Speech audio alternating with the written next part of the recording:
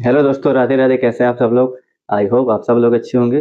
जैसा कि मैं आप सबको बताना चाहता हूँ कि मेरा नाम विवेक मिश्रा है और मैं आप सबका कान्हा कोचिंग सेंटर में स्वागत करता हूँ। दोस्तों, मैं हम सब बहुपद पढ़ रहे थे। बहुपद का प्रश्नावली 2.1 हम खत्म कर लिए थे। आज पढ़ेंगे प्रश्नावली 2.2। ये इस चैप्टर का लास्ट प्रश्नावली भी है और चैप्टर भी हमारा बहुपद चल रहा है। ठीक है, चलो। तो प्रश्नावली हमने 2.1 पढ़ लिया था। आज पढ़ेंगे प्रश्नावली 2.2। तो 2.2 में हम क्या पढ़ेंगे, पहले उस चीज के विषय में हम जान लेते हैं क्या पढ़ेंगे। ठीक है, आप यहाँ देखिए। पहले तो हम पढ़ेंगे बहुपद का शून्यक निकालना। क्या पढ़ेंगे? बहुपद का शून्यक निकालना। जो जो हम इस पे पढ़ेंगे तो एक बार हम लिख दे रहे हैं। इसको एक बार ऐसे लिख लीजिए। एक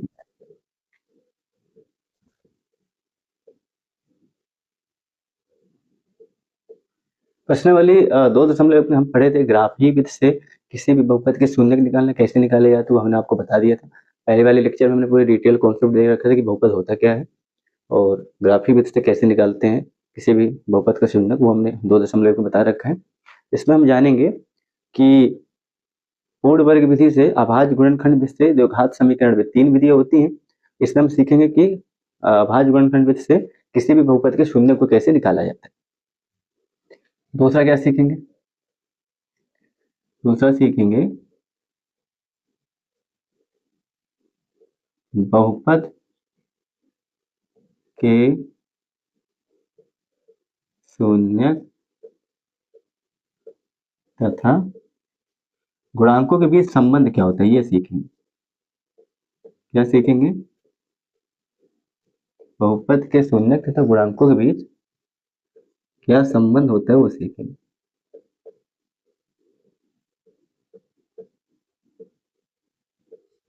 ठीक है ना?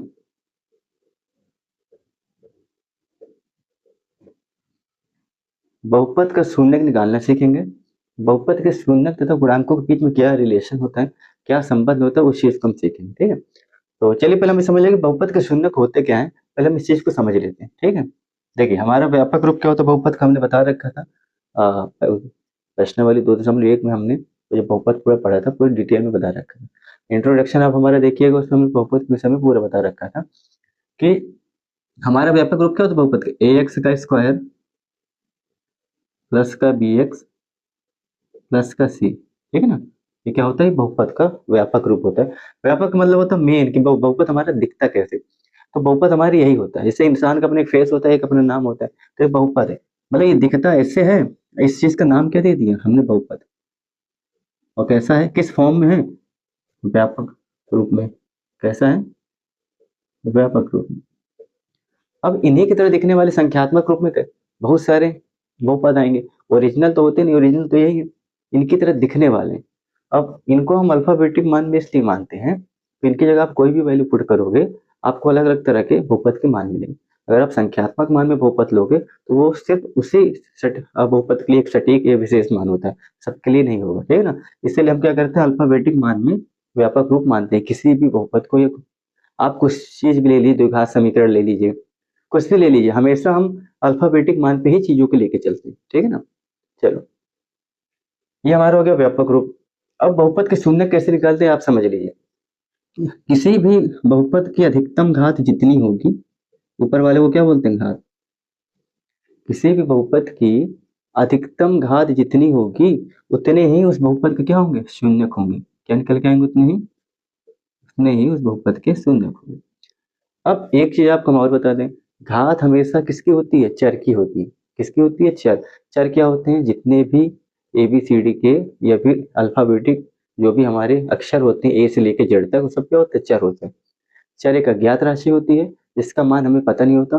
पूरे बहुपद में इन्हीं का ही मान निकाल, इन अज्ञात राशियों का हम मान निकालते हैं, जिनको हम इस पे रखते हैं। मतलब शून्य का मतलब हमने क्या बोला? शून्य का मतलब जीरो से नहीं है।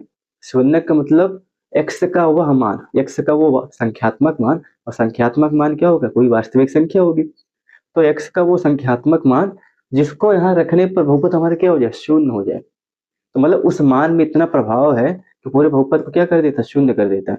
तो जिस संख्यात्मक मान के कारण बहुपद शून्य हो जाता है, उसी को क्या बोलते हैं, बहुपद के शून्यक। अब किन किन मानों के लिए बहुपद शून्य होता है, वो हमेशा घात पर निर्भर करता है। किसी भी बहुपद की अधिकतम जितनी घात होगी उसके अधिकतम शून्यक उतनी होंगी। आप द्विघात बहुपद का व्यापक रूप लिख रहे हो तो इसकी अधिकतम घात कितनी है, 2 है।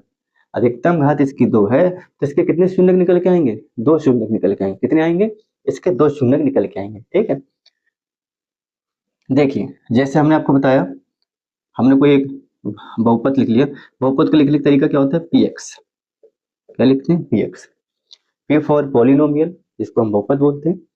एक्स क्या है, हमारा चर है। यही वो अज्ञात राशि है जिसका मान हम इस पे बहुपद में, मतलब यही एक प्रभावित मान है, एक संख्यात्मक वास्तविक मान होता है वास्तविक संख्या का, तो बहुपद को क्या करता है, शून्य कर देता है। क्या करता है, शून्य कर देता है। हमने लिखा पी एक्स। पी एक्स बहुपद का क्या है, लिखने का रूप है। किसी भी बहुपद को लिखने के लिए हम क्या लिखते हैं, इसको रिप्रेजेंट किससे करते हैं, प्रेजेंट किससे करते हैं, पी एक्स से करते हैं। ठीक है ना, ये लिखने का एक सिस्टमेटिक तरीका होता है।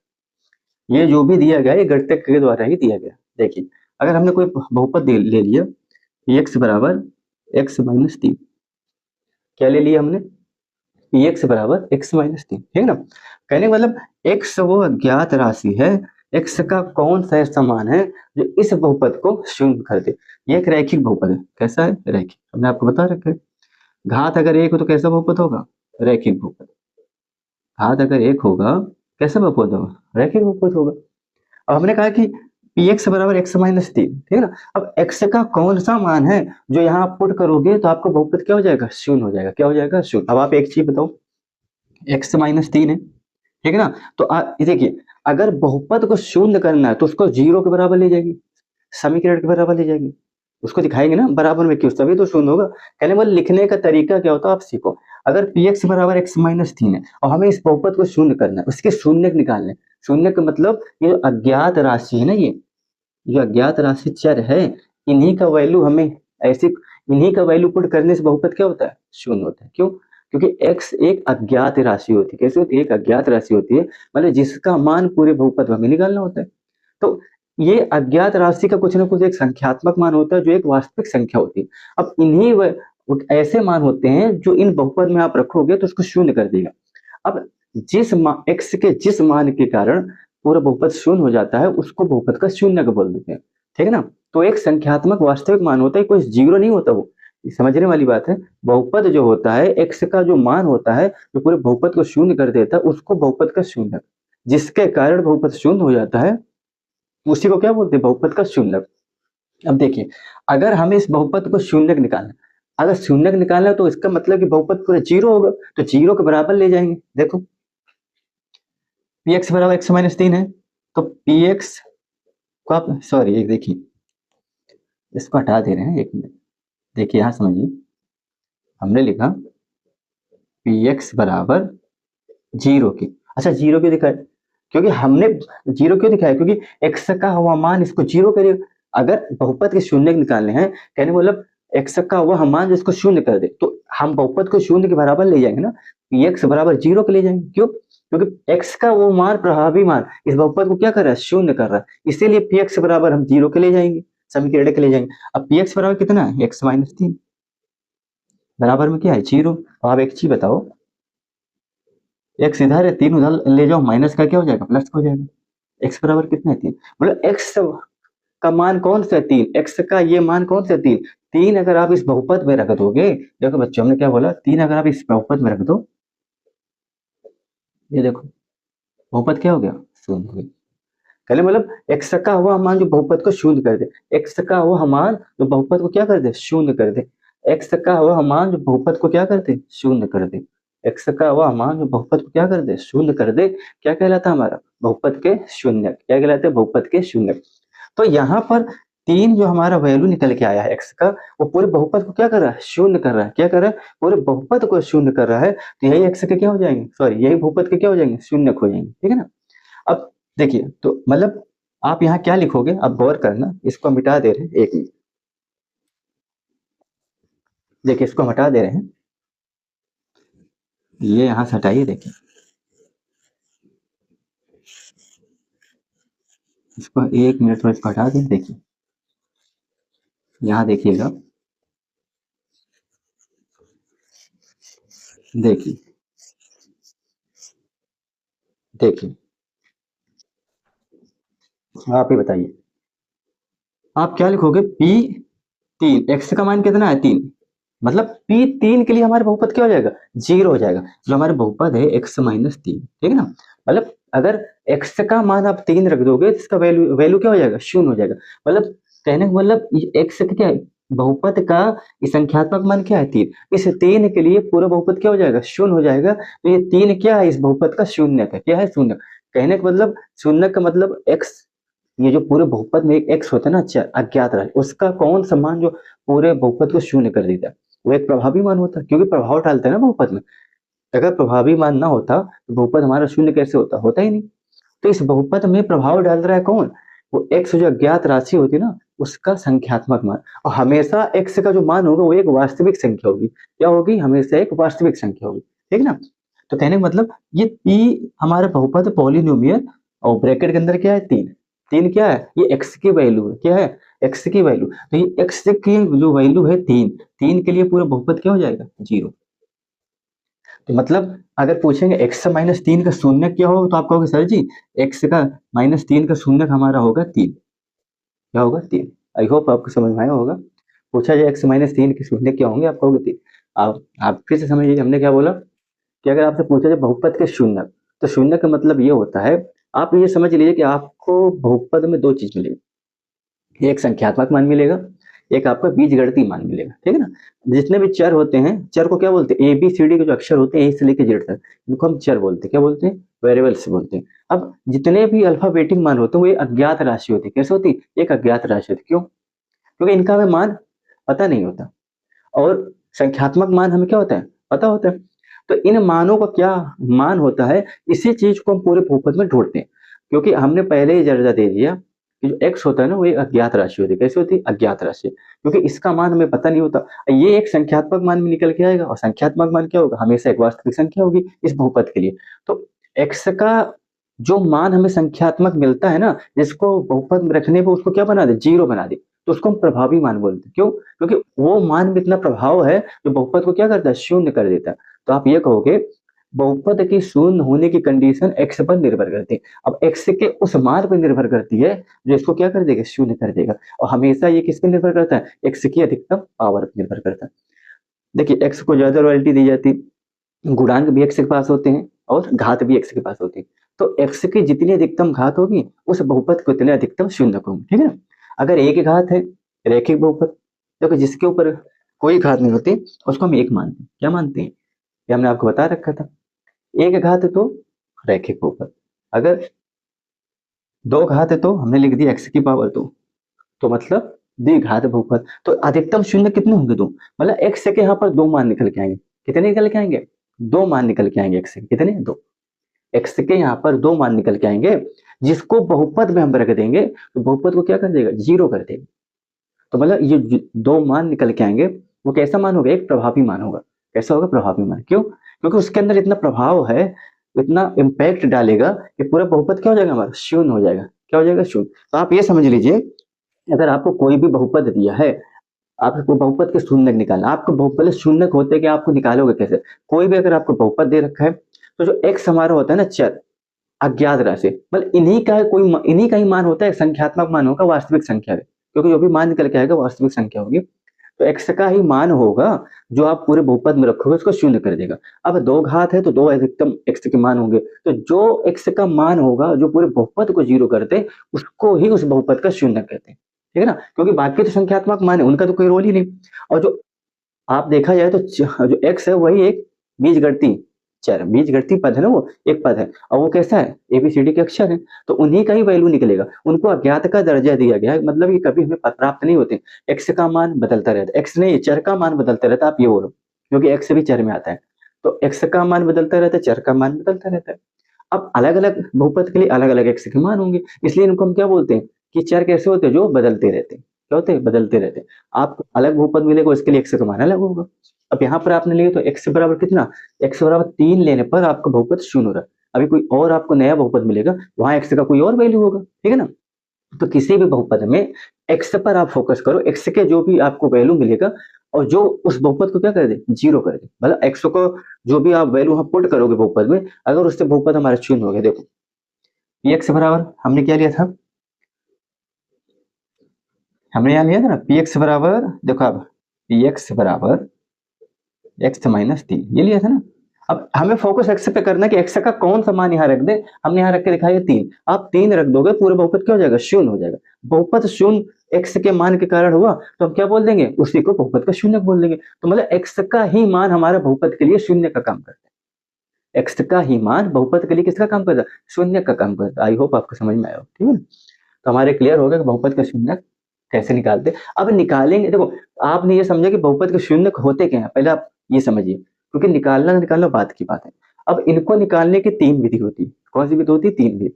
आपको आपके सिलेबस में ऐसे कोई पर्टिकुलरली दे नहीं रखा है कि आपको द्विघात विधि से निकालना है, पूर्णवर्गीय विधि से निकालना है, अभाज्य गुणनखंड विधि से निकालना है। आप स्वतंत्र आप किसी भी विधि का प्रयोग करके निकाल सकते हैं, ठीक है ना। तो मोस्टली बच्चे कौन सी विधि पसंद करते हैं, अभाज्य गुणनखंड विधि। वो थोड़ा सटीक और सरल होती है, जो बच्चे आसानी से निकाल लेते हैं, ठीक है। आप चाहें तो पूर्ण वर्ग विधि भी लगा सकते हैं। द्विघात सूत्र विधि होती है, जो आपके द्विघात समीकरण से होकर आती है, सीधाचार सूत्र बोलते हैं, आप उनसे भी लगा सकते हो, ठीक है। हम थोड़ा थोड़ा आपको उनको जानकारी दे देंगे। पहले हम पढ़ेंगे बहुपद के शून्यक निकाला कैसे जाता है, ये भी बताएंगे, ठीक है ना। अभी आपने समझा कि बहुपद के शून्यक होते क्या है, आपको हमने क्लियर करा दिया, ठीक है। अब हम ये जानेंगे, ये शून्यक निकालना भी आपको हम बताएंगे। पहले ये समझिए बहुपद के शून्यक तथा गुणांकों के बीच में संबंध क्या होता है, आप ये समझ लीजिए, ठीक है ना। फिर हम इनको शून्यक निकालेंगे, प्रश्नावली के सवाल लेंगे, हम उनको करेंगे, तब आपको बताएंगे, ठीक है। चलो देखो, तो बहुपद के शून्यक क्या होते हैं वो आपको क्लियर हो गया होगा, आई होप आपको समझ में आया होगा। अब ये समझेंगे बहुपद के शून्यक तथा गुणांकों के बीच में रिलेशन क्या होता है, और ये जो शून्यक निकालना है अभी सवाल के माध्यम से आपको समझाएंगे, ठीक है। देखो इसे मिटा देना,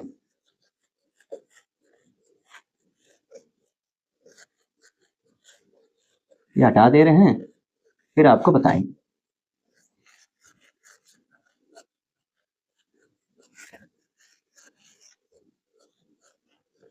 चलिए हटा दे रहे हैं, इसके बाद देखते हैं, फिर बताएंगे आपको बहुपद के शून्य से गुणांकों के बीच में क्या संबंध होता है।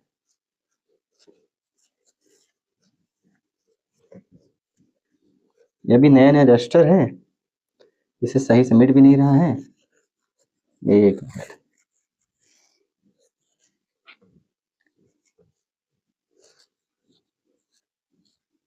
एक मिनट दोस्त रुकिएगा।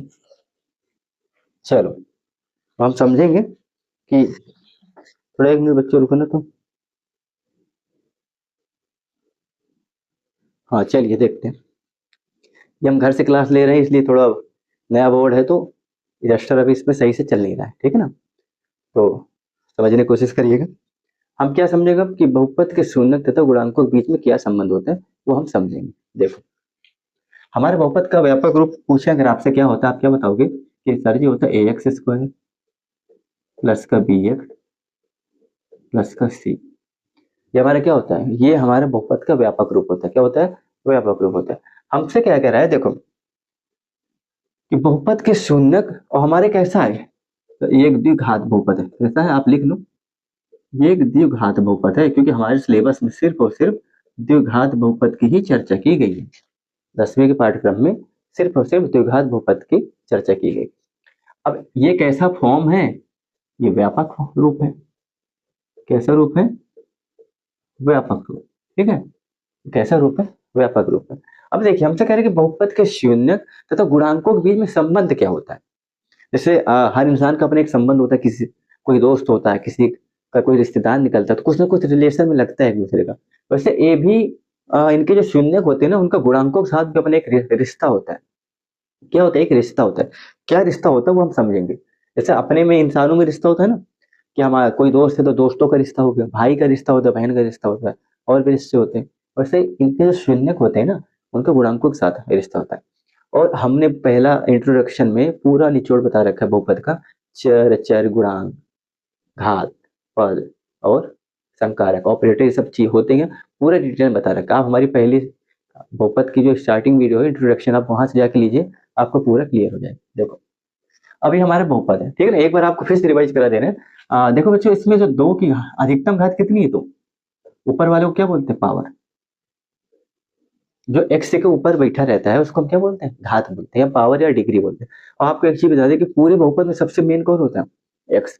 एक्स को सबसे ज्यादा रॉयल्टी दी जाती है, क्यों? क्योंकि पूरा मेन काम इसी पे निर्भर है। क्योंकि अब जीरो हम कैसे निकालेंगे, जब तक एक्स का प्रभाव नहीं पड़ेगा शून्य का हमारा निकलेगा नहीं। तो जितने भी पूरा बहुपद है एक्स पर निर्भर रहते हैं, इसलिए एक्स को ज्यादा रॉयल्टी देते हैं। अब जिससे अच्छा काम बनेगा उसी को ज्यादा लोग वैल्यू करते हैं ना। इसलिए जितनी भी अच्छी चीजें कौन ले रखा है, एक्स से ले रखा है। देखो घात भी एक्स से ले रखा है, बोले भाई रॉयल्टी भी हम लेंगे, गुणांक भी एक्स ले रखा है, ठीक है ना। जो एक्स के साथ जिस संख्या का गुणा होता है उसको एक्स का क्या कहते हैं, गुणांक कहते हैं, ठीक है। गुणांक भी ले रखा है, घात भी ले रखा है, समझ में आया? ठीक है। हमने क्या बोला, अधिकतम घात जितनी होगी शून्य उतनी होंगे। कितने शून्य होंगे आप ही बताओ, दो होंगे। कितने होंगे, दो, ठीक है ना। अब कह रहे हैं बहुपद का ये शून्यक निकल के आता है ना, इनका ये बहुपद के गुणांकों के साथ क्या संबंध होता है वो हमसे पूछ रहा है। गुणांकों मतलब आपको बता दें, देखो हमने ले लिए 16, ठीक है ना, 18 ले लेते हैं, देखो ले लिया 18, इससे समझिएगा। हमने इसके जो टुकड़े कर दिए, हमने लिख दिया 6, एक लिख दिया 3। अब आप समझिएगा, ये लगा दिया गुणा, ठीक। इसे अच्छे से बना लेते हैं, 1 मिनट। ये हमने क्या लगा दिया, ये गुणा। अब हम पूछेंगे तो कैसे पढ़ोगे, कैसे आप गुणांक का मतलब क्या होता है, आप इसको पढ़ना। यहाँ समझा रहे हैं आपको, देखो ये पहले लिख देते हैं गुणांक, ठीक। इनको अब तोड़ो, संधि विच्छेद जानते हो, गुणा का अंक क्या होता है, गुणा का अंक, ठीक है। अब पढ़े, हमने कहा गुणा का अंक, 6 के गुणा का अंक क्या है, 3 है।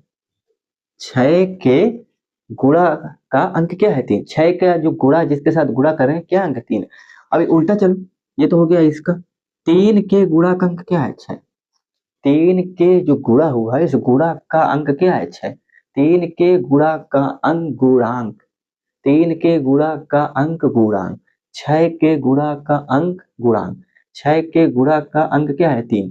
तो ये जो 6 के गुणा का अंक गुणांक, अगर 6 हटाओ तो 6 के गुणांक, गुणा का अंक अगर आप सटीक से बोलो तो गुणांक निकल रहा है, गुणांक। गुणांक क्या है, 3। अगर इधर से देखोगे 3 का गुणांक 6, इधर से देखोगे 6 का गुणांक 3, समझ रहे हो ना। तो कहने का मतलब अगर 3 का गुणांक पूछोगे आप 6 बताओगे, 6 का पूछोगे तो आप 3 बताओगे। सेम यही चीज यहाँ पर, हम यहाँ पर सिर्फ एक्स का ही गुणांक निकालते हैं क्योंकि एक्स को वैल्यू ज्यादा दी जाती है।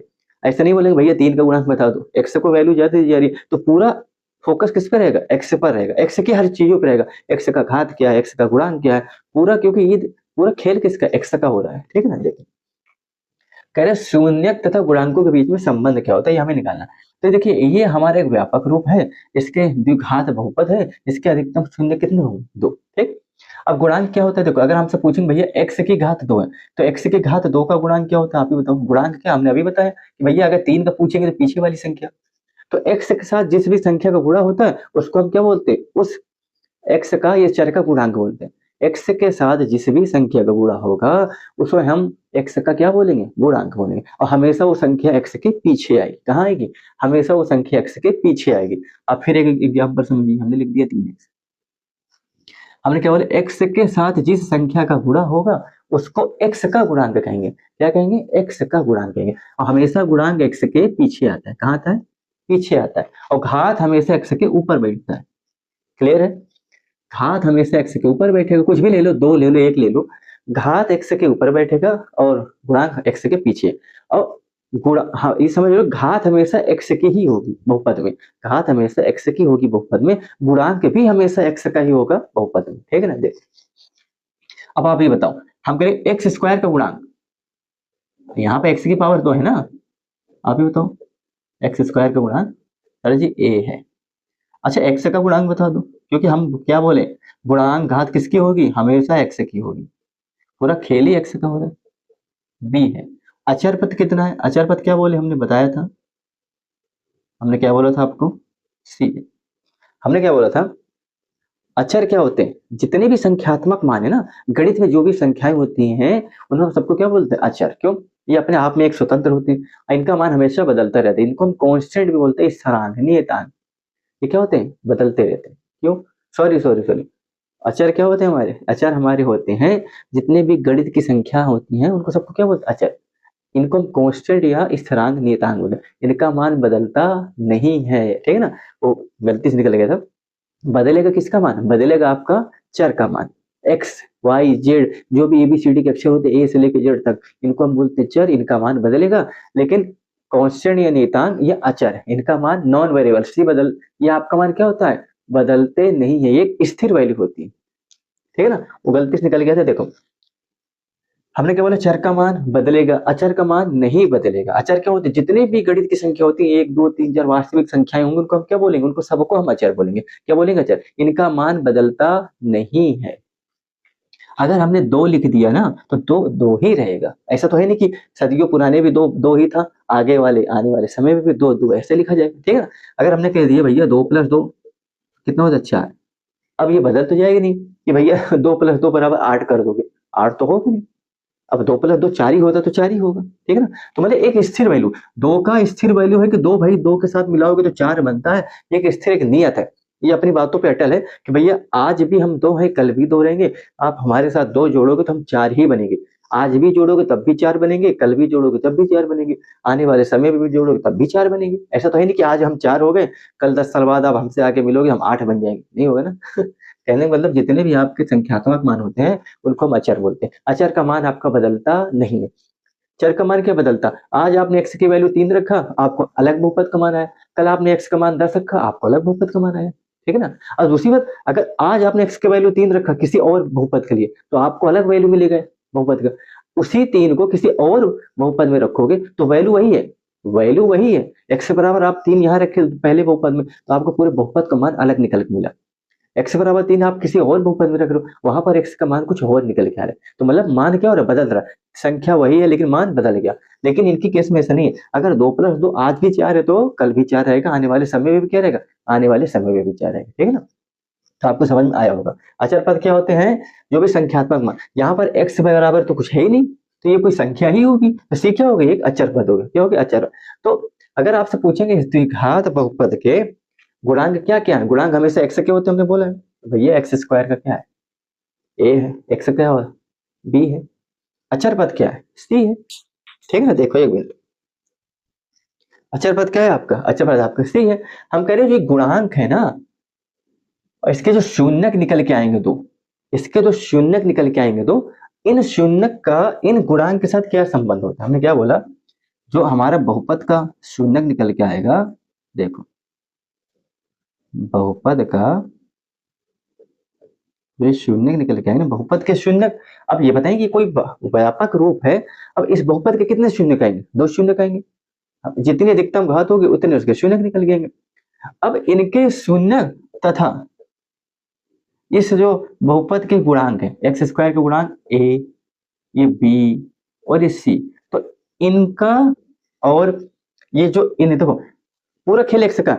हम कह रहे हैं एक्स के गुणांक, ये जो एक्स है इनका गुणांक ले लिया हम ए बी सी, और इनके जो शून्यक निकल के आएंगे, जो एक्स का वैल्यू निकल के आएगा, एक्स का कुछ 2 शून्यक निकल के आएंगे, तो 2 तो वैल्यू निकल के आएगी ना। अब हमें पता तो नहीं कौन निकल के आएंगे, तो कहने का मतलब जो एक्स के शून्यक है, तो हाँ बहुपद का शून्यक तथा गुणांक, गुणांक के बीच क्या संबंध होता है, ठीक है ना। यही हमें क्रिएट करना है। कहने का मतलब अब इस बहुपद का कोई एक शून्यक निकल के आएगा। अब 2 शून्यक निकल के आएंगे, हमें खुद नहीं पता क्या निकल, और जो आएगा वो एक्स का ही मान आएगा, ठीक है ना।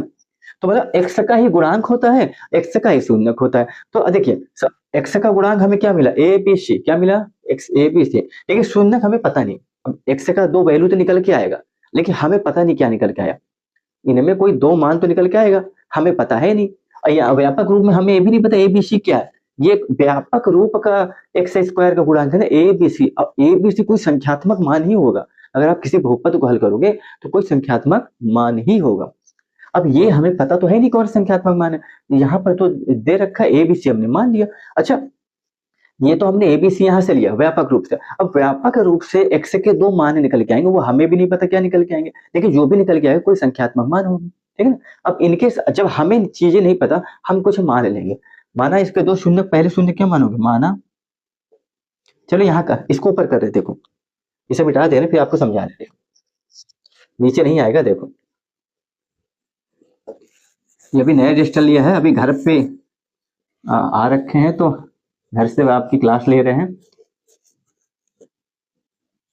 नया बोर्ड है, नया रजिस्टर है ये वाला, तो पूरी तरह से मिटता नहीं सही से, ये इसमें थोड़ा टाइम लगता है। कोई नहीं, 2 मिनट आप रुकिए, ये मिट जाएगा। ठीक है, देखिए थोड़ा सा भी स्पीड पकड़ा नहीं है, लेकिन मिट जाएगा।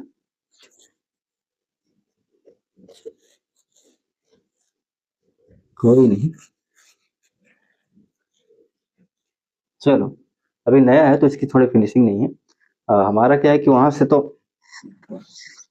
ठीक है ना। चलो देखते हैं, तो हम पहले समझे कि बहुपद के शून्यक तथा गुणांकों के बीच में संबंध हम ये समझ रहे थे। हमने क्या बोला, हमारा एक बहुपद था x square B x plus का सी, ठीक है ना। कैसा बहुपद है, द्विघात। कैसा बहुपद है, द्विघात। और कैसा रूप है, व्यापक रूप। कैसा रूप है, व्यापक रूप। ठीक है बच्चों, हमने क्या बोले, एक द्विघात बहुपद है और कैसा रूप है, व्यापक रूप। चलो अब इनका शून्य तथा गुणांकों के बीच में क्या संबंध होता है, यही हमें देखना है। अब कैसे देखेंगे, देखो हमने बताया था इनको, जो हमने निकाला था, क्या निकाला था, एक्स स्क्वायर का गुणांक। क्या निकाला था, आप ही बताओ।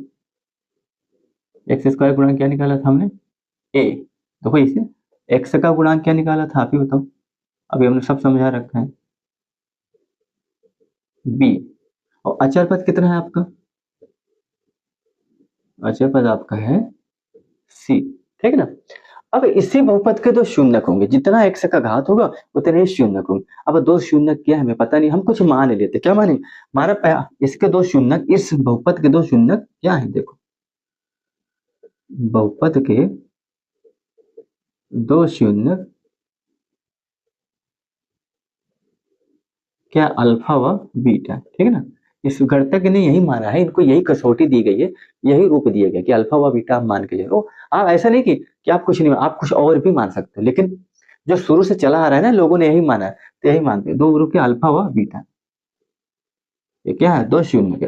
तो मतलब जब हमें शून्य के पास, अच्छा कि जब आप गुणनखंड से प्राइम फैक्टर मेथड से आप किसी भी बहुपद के शून्य निकालोगे ना, अभी आपको हम सिखाएंगे। देखिए ये चीज आती कहाँ से, पूरा कॉन्सेप्ट आपका क्लियर करा देंगे, कहाँ से बन रहा है। जो उस विध में हम प्राइम फैक्टर मेथड में जो हम मेथड का इस्तेमाल प्रोसीजर करते हैं, अभी उस पर बताएंगे कि कैसे ये चीज वहीं से ही निकल के आती है, लेकिन लोग समझ नहीं पाते। अभी जब हम बताएंगे आपका शून्य कैसे निकाला जाए, प्रश्नावली भी आपके हल कराएंगे, तो आपको बताएंगे देखिए यहीं से शून्य मिल रहा है, जो यहीं से जो शून्य हो रहा है वही मिल रहा है। देखो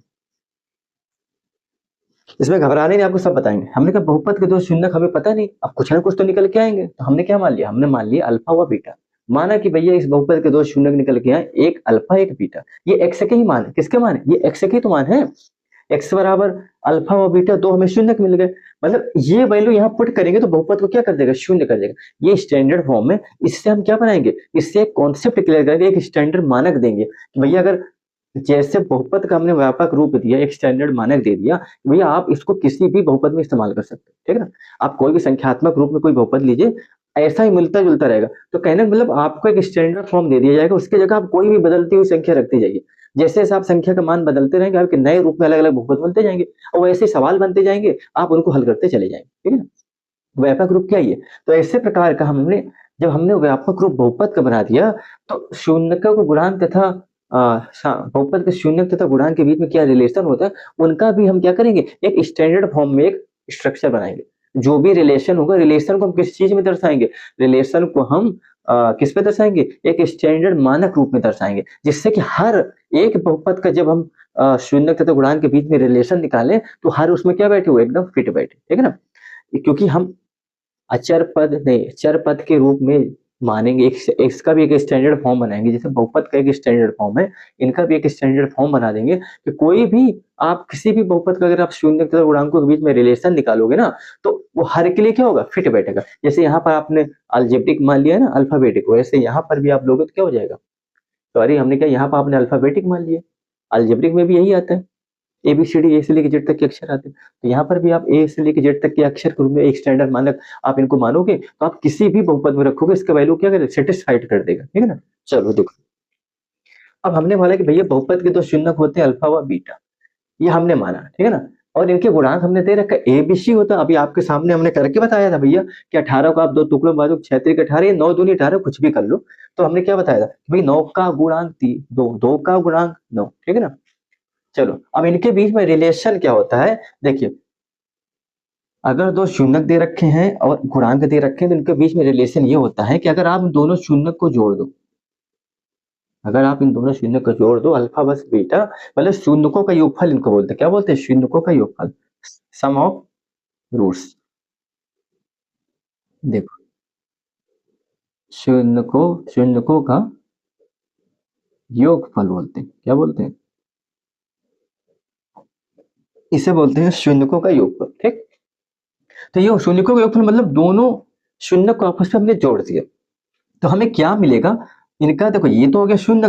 अब जो भी वैल्यू मिलेगा ना, वो गुणांकों के ही रूप में मिलेगा, क्योंकि हम चर्चा ही कर रहे हैं, शून्य का और गुणांक की चर्चा कर रहे हैं। तो भाई जो भी रिलेशन में आएगा, वो अगर शून्य किधर आ गया तो बचा कौन, गुणांक ही बचा है। जो भी वैल्यू आएगा गुणांक में आएगा। देखो ये होता है बच्चों माइनस का बी अपॉन ए, क्या होता है, माइनस का बी अपॉन ए, ठीक है ना। अब देखिए एक होता है, अब एक बार क्या करेंगे, इनका गुणनफल करेंगे, क्या करेंगे, शून्यकों का, हाँ शून्यकों का गुणनफल, ठीक है ना। अच्छा ये क्या होता है, गुणनफल मतलब गुणा। अभी ऐसे गुणा करोगे इनका, तो मतलब अब जो भी वैल्यू आएगा वो भी गुणांक के रूप में आएगा, आपको बता रखा है, क्योंकि भाई रिलेशन ही चल रहा है गुणांक और मूलों के बीच में, ठीक है ना। ये कितना होता है, सी अपॉन ए, क्या होता है, सी अपॉन ए, मतलब शून्यकों का गुणनफल क्या होता है, ये होता है सी अपॉन ए, और शून्यकों का योगफल क्या होता है, माइनस का बी अपॉन ए, ठीक है ना। मतलब ये दो दो शून्यक है, उनका अगर आप योग करोगे तो आपको गुणांक के रूप में क्या मिलेगा, मतलब बी माइनस का बी अपॉन, मतलब कि आपको एक्स का गुणांक मिलेगा माइनस में, और एक्स स्क्वायर का गुणांक मिलेगा ए में। देखो ये क्या है, आप ही बताओ, ये किसका गुणांक है, ये एक्स का गुणांक है। आप ही देखो किसका गुणांक है, ये एक्स का गुणांक है। ये किसका गुणांक है, एक्स स्क्वायर का गुणांक है। देखो है कि नहीं। अच्छा इसमें आप देख लो सी क्या है, ये भैया अचर पद है, अभी हमने ऊपर लिखा है। और ए क्या है, एक्स स्क्वायर का गुणांक है कि नहीं, ये एक्स स्क्वायर का गुणांक है, ये आपका अचर पद है, ठीक है ना। तो कहने का मतलब हमारे ये है कि आपको हमने बता दिया कि भाई अगर रिलेशन आपका गुणांक और मूलों के बीच में है, तो भैया संबंध भी इन्हीं के रूप में दिखेगा। अच्छा देखिए अब आपके मन में एक सवाल आएगा, सर जी क्या जरूरी है कि हम भैया शून्यकों का योग फल ही क्यों करते हैं और गुणनफल ही क्यों निकालते हैं, क्या हम शून्यकों का घटाना नहीं कर सकते कि भैया शून्यकों का घटाना बराबर माइनस का जो भी कुछ निकल के आए, क्या इनका भाग नहीं कर सकते भैया अल्फा अपॉन बीटा बराबर कुछ निकल के आएगा, नहीं। उसका रीजन क्या है आपको हम बताएंगे, देखो क्योंकि ये कोई आपको बताएगा नहीं, आपको ऐसे लिखवा तो देगा भैया अल्फा प्लस बीटा बराबर माइनस के बी अपॉन ए क्यों लिखते, कोई जरूरी नहीं भैया हम अल्फा माइनस बीटा क्यों नहीं लेते, अल्फा गुणे बीटा सी अपॉन ए क्यों लेते, भैया अल्फा बटे बीटा क्यों नहीं लेते। हम माइनस भी ले सकते हैं, भाग भी ले सकते हैं, लेकिन क्यों नहीं लेते, उसका कारण समझिए। आपको अभी हम एक जब हम सवाल बताएंगे आपको उसका कारण बताएंगे। देखिए जब कोई भी हम बहुपद को हल करेंगे ना, अभी वहां हल करेंगे, अब देखिए इसके बाद ही बताएंगे, अभी हम सवाल ले रहे हैं प्रश्नावली का, उस समय ही आपको समझाएंगे, क्योंकि वहां पर जो हमारा प्रोसेस बनता है ना, वहां पर जो हमारा कनेक्शन होता है वो इन्हीं रूप में आता है, एक जोड़ का एक गुणा का ही, इनके अलावा भाग और घटाने का बनता ही नहीं है। इसीलिए हम जो कंडीशन रखते हैं सिर्फ दो ही रखते हैं, एक योगफल का रखते हैं, एक गुणनफल का रखते हैं। हमने क्या बोला, एक हम योग फल का रखते हैं, एक गुणन फल का रखते हैं, और संबंध हमेशा गुणांक के रूप में आएगा, क्यों, क्योंकि संबंध ही चल रहा है गुणांक और शून्यकों के बीच में। तो अगर हमने इधर शून्यक ले लिए तो उधर बचा कौन, गुणांक ही बचेगा। अब आपके दिमाग में अभी ये आएगा भैया ये अल्फा माइनस बीटा क्यों नहीं ले सकते, अल्फा वन बीटा क्यों नहीं लेते, वो हम सवाल अभी आपको बताने जा रहे हैं, उससे समझाएंगे, आपको ज्यादा समझ में आएगा, ठीक है ना। चलो तो बच्चों आई होप आपको समझ आ गया होगा कि बहुपद के शून्यक क्या होते हैं और इनको निकालेंगे कैसे, और शून्यकों तथा गुणांकों के बीच में संबंध क्या होता है, वो कैसे होता है वो हम करते हैं, ठीक है ना। अच्छा संबंध ये जो होता है ना कि अल्फा प्लस बीटा बराबर माइनस के बी अपॉन है, इस संबंध की हमें जांच करनी है। आपको सवाल दिया जाएगा, आपको बोला जाएगा कि निम्नलिखित बहुपद के शून्यक निकालिए और शून्यकों तथा गुणांकों के बीच में रिलेशन को दर्शाइए। तो रिलेशन क्या होता है कि भैया अगर दोनों शून्यकों को आपस में जोड़ देंगे तो किसके बराबर में आएगा? एक्स का जो गुणांक है एक्स स्क्वायर का गुणांक का बट्टे कर दो, माइनस लगा दो, इतना आना चाहिए, क्योंकि इन्होंने यहाँ पर इस चीज को प्रूव करके लिखा है ना, इतना आना चाहिए। तो अगर शून्य निकल के आएगा, संबंध की जांच करेगा, आप संबंध की जांच करो, जो आप बता रहे हो भैया गुणांकों और बहुपद के शून्य के बीच में जो भी संबंध है इनकी जांच करो। भाई चेक करके बताओ कि भैया जो आपने बताया कि अल्फा प्लस बीटा बराबर माइनस के बी अपॉन ए होता भी है कि आपने ऐसे बता दिया उठा के, तो ये जांच करेंगे। अल्फा प्लस बीटा इधर रखेंगे और जो गुणांक है उधर रखेंगे, दोनों को देखेंगे, एलएचएस बराबर आरएचएस दिखाएंगे, दाया पक्ष बराबर बाया पक्ष दिखाएंगे। अगर इक्वलाइजेशन हो गया, इधर का वैल्यू बराबर हो गया, इसका मतलब हमारा संबंध क्या है, संबंध सततता की जांच हो जाएगी और संबंध हमारा सही है कि अल्फा प्लस बीटा बराबर होता है माइनस के बी अपॉन ए। ठीक है ना, सेम प्रोसीजर यहाँ करेंगे, अल्फा इंटू बीटा निकालेंगे सी अपॉन ए। अगर दोनों वैल्यू हमारी इक्वलाइजेशन में है, बराबर है, तो ये भी क्या होगा, संबंध की जांच हो जाएगी और क्या हो जाएगा, सत्य हो जाएगा कि हमारा जो रिलेशन होता है क्या है, करेक्ट। ठीक है ना, चलो ये आपको, आई होप आपको समझ में आया होगा। अब हम चलते हैं प्रश्नावली के सवाल की तरफ। ठीक है दोस्तों, चलो इसको मिटा दे रहे हैं और ये चीज अभी आपको हम समझाएंगे, अभी सवाल आने दीजिए, सवाल के माध्यम से समझाएंगे, क्योंकि सवाल के माध्यम से क्या होगा ना दोस्तों, ये आपको ज्यादा अच्छी तरह समझ में आएगा। ठीक है, सवाल जैसा आएगा मैं आपको तुरंत इस चीज का फोकस कराऊंगा कि हम प्लस और गुणा ही क्यों लेते हैं। देखो ये मिटा दे रहे हैं बच्चे, हम अपने घर से क्लास ले रहे हैं, थोड़ा अर्जेंट में काम पड़ गया था, तो अभी नया बोर्ड है तो ये जल्दी से मिट नहीं रहा है, अभी डस्टर भी काम नहीं करता इसमें, अभी धीरे धीरे चीजें क्लियर होनी हो जाएंगी। अपने वहां से लेंगे स्टूडियो से, तो वहां पर एकदम चीजें क्लियर है। देखो तो आप ये देखिए कि हम सवाल प्रश्नावली 2.2 के सवाल हल करेंगे। प्रश्नावली 2.1 हमारा हो गया था, आज हम पढ़ेंगे 2.2। क्या पढ़ेंगे, 2.2 पढ़ेंगे। ठीक है ना, और ये दो आपका बहुपद में सिर्फ दो ही चैप्टर है, प्रश्नावली 2.1 है और प्रश्नावली 2.2। ठीक है, एक 2.1 हमने पढ़ा दिया ग्राफी विधि से किसी भी बहुपद के शून्य कैसे निकाले जाते हैं। ये आपका क्या है, ये आपका है अभाज्य गुणनखंड विधि से कैसे बहुपद निकाले जाते हैं। ठीक है ना, इसके बाद आपका ये चैप्टर भी खत्म हो जाएगा, फिर नए चैप्टर के साथ आपके सामने हम पेश होंगे। देखो पहला सवाल पढ़ते क्या कह रहे हैं, कह रहे कि द्विघात बहुपद के शून्य ज्ञात कीजिए और शून्यकों तथा गुणांकों के बीच में संबंध की सत्यता की जांच कीजिए। देखो वही चीज आगे हमसे कह रहा है कि द्विघात बहुपद के शून्य निकालिए। पहली चीज तो आप शून्य निकालो, क्योंकि जब तक शून्य आपको नहीं मिलेगा तो आप कैसे चेक कर पाओगे भैया कि क्या संबंध है, और संबंध है भी तो क्या ये सत्यता की जांच हो रही, जो अभी सर जी ने बताया था कि अल्फा प्लस बीटा बराबर माइनस का बी बटे ए होता है, तो ये सत्य भी है कि नहीं, तो ये कैसे चेक होगा, जब तक शून्य निकल के नहीं आएंगे तो चेक होने का कोई सवाल ही नहीं। ठीक है ना, देखो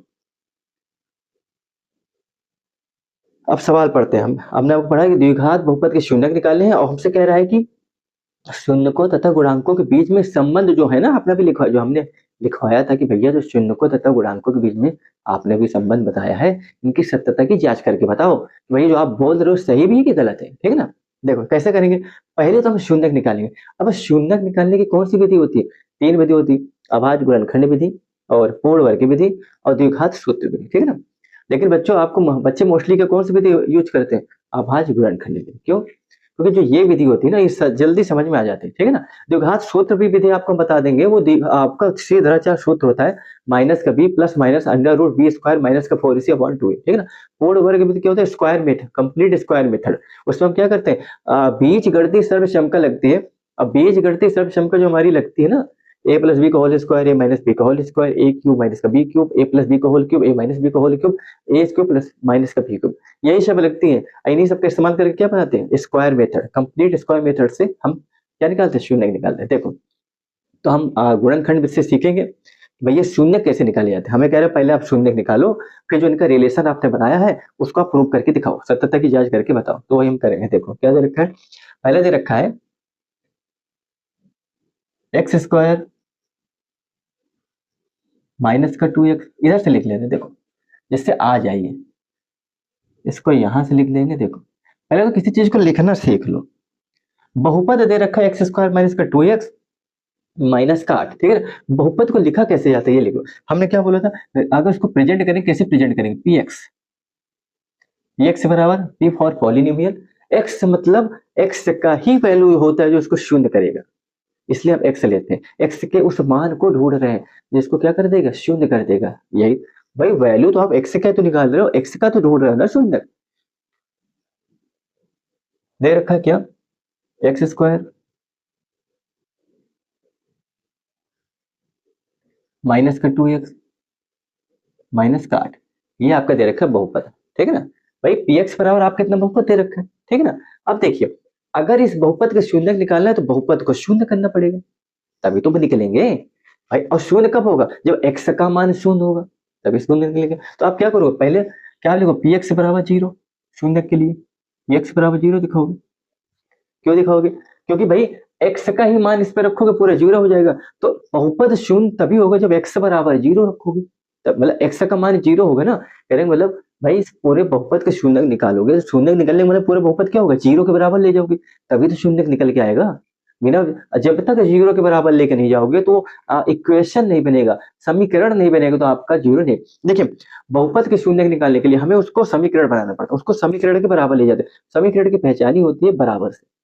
ये बराबर का चिन्ह क्या होता है, इसको यही जब तक आप बराबर नहीं लगाओगे तो ये एक बहुपद होता है। बहुपद एक वाक्यांश होता है, पूरा पूरा वाक्य नहीं होता। समीकरण एक वाक्य होता है, ठीक है ना। हमने क्या बोला, बहुपद को अगर आप शून्य निकालोगे तो आपको समीकरण के बराबर ले जाना पड़ेगा, आपको 0 के बराबर रखना पड़ेगा। और 0 के बराबर रखने के लिए आपको इक्वल का साइन लगाना पड़ेगा। इक्वल का साइन ही दर्शाता है समीकरण को, ठीक है। देखो अब भैया इसका आपको शून्य निकालना है, और शून्य किसका निकलता है, एक्स का निकलता है। तो पी एक्स बराबर आपको पूरा बहुपद शून्य करना पड़ेगा। पी एक्स बराबर 0 क्या, पी एक्स बराबर आपके बहुपद 0 है ना, तो आप क्या करोगे, 0 एक्स स्क्वायर, पी एक्स बराबर कितना है, ये बहुपद है, तो बहुपद पूरा शून्य हो गया ना, क्या हो गया, ये 0 हो गया। क्लियर है, समझ में आया हमने क्या बोला। ये एक्स बराबर दे रखा है एक्स स्क्वायर माइनस का 2x माइनस का 8, क्योंकि बहुपद को प्रेजेंट करने का तरीका यही होता है। पी फॉर पॉलिनोमियल मतलब बहुपद, एक्स फॉर वो अचर पद, सॉरी चरपद, जिस मतलब एक्स फॉर क्या, वो मान जो इस बहुपद को मिल जाएगा उस बहुपद में रखने में क्या हो जाएगा, शून्य हो जाएगा। यही एक्स तो हम निकाल रहे हैं ना, तो मतलब पी एक्स आपको शून्य दिखाना पड़ेगा। पी एक्स पूरा जो बहुपद है पूरा क्या करना पड़ेगा, शून्य के बराबर ले जाओगे, तभी आपका शून्य निकल के आएगा, ठीक है। देखो अब इसमें हम क्या करेंगे, इस पे बड़ा गौर करना आप। देखो ऐसे सवालों को जब भी हम गुणनखंड विधि करते हैं और बहुपद के शून्यक निकालते हैं बच्चों, तो कुछ नहीं करते हैं। देखो हम क्या करते हैं, जो एक्स स्क्वायर का गुणांक होता है ना, जहां पर कुछ नहीं होता वहां पर हम एक लेते हैं। क्या लेते हैं, वहां पर हम एक लेते हैं। तो एक्स स्क्वायर का जो गुणांक है ना, इसका गुणा किससे करोगे, अचर पद से। किससे करोगे, अचर पद से, ध्यान देना। एक्स स्क्वायर का जो गुणांक होता है इसका गुणा किससे करोगे, अचर पद से, ध्यान देना। एक्स स्क्वायर का गुणा किससे करोगे, अचर पद से। ये शून्यक निकालने का मेथड है, कौन सा मेथड है, आभाज्य गुणनखंड विधि। क्या बोलते हैं, गुणनखंड विधि बोल दो या आभाज्य गुणनखंड विधि बोल दो। प्राइम फैक्टर मेथड, क्या बोलते हैं, प्राइम फैक्टर मेथड। देखो उसका प्रोसीजर क्या होता है आप समझ, एक्स का जो आपका गुणांक है जहाँ कुछ नहीं होता वहां पर हम एक लेते, क्या लेते हैं, एक। भैया एक का गुणा आप किससे करोगे, अचर पद से। किससे करोगे, अचर पद से। अब आप करके देखो, एक अट्ठे 8, कितना हुआ 8, ठीक है ना। अब आप इधर लिखो, इकट्ठे क्या हो गया 8, ठीक। अब 8 आया, अब 8 के ऐसे दो टुकड़े करने हैं। हमने क्या बोले, 8 के ऐसे दो टुकड़े करने हैं कि गुणा करने में कितना आ जाए, गुणा करने में तो आपको यही मिले, कितना मिल जाए, गुणा करने में तो आपको यही 8 मिले, मतलब गुणा करने में अचर पद मिल जाए, अचर पद काफी गुणा किए हो, कितना आया, तो गुणा करने में क्या मिल जाए, ये अचर पद मिल जाए। और जोड़ने, क्या बोला हमने, जोड़ने या घटाने पे हमें क्या मिले, ये बीच वाला पद, क्या मिल जाए, बीच वाला पद, ठीक है ना। हमने क्या बोला कि भैया इनका गुणा आप किससे करोगे, चरपद से। और जो भी आएगा, यहाँ तो चलो 8 आ गया क्योंकि भैया यहाँ पर एक ही था, तो कोई प्रभाव तो पड़ा नहीं। अब ऐसा तो है नहीं है 3 4 दे अगर होगा तो इनका मान बदल भी तो जाएगा। तो भैया इनका गुणा पहले आप अचर पद से करोगे, जो भी एक्स स्क्वायर का गुणांक होगा उसका गुणा किसके साथ करोगे, अचर पद के साथ।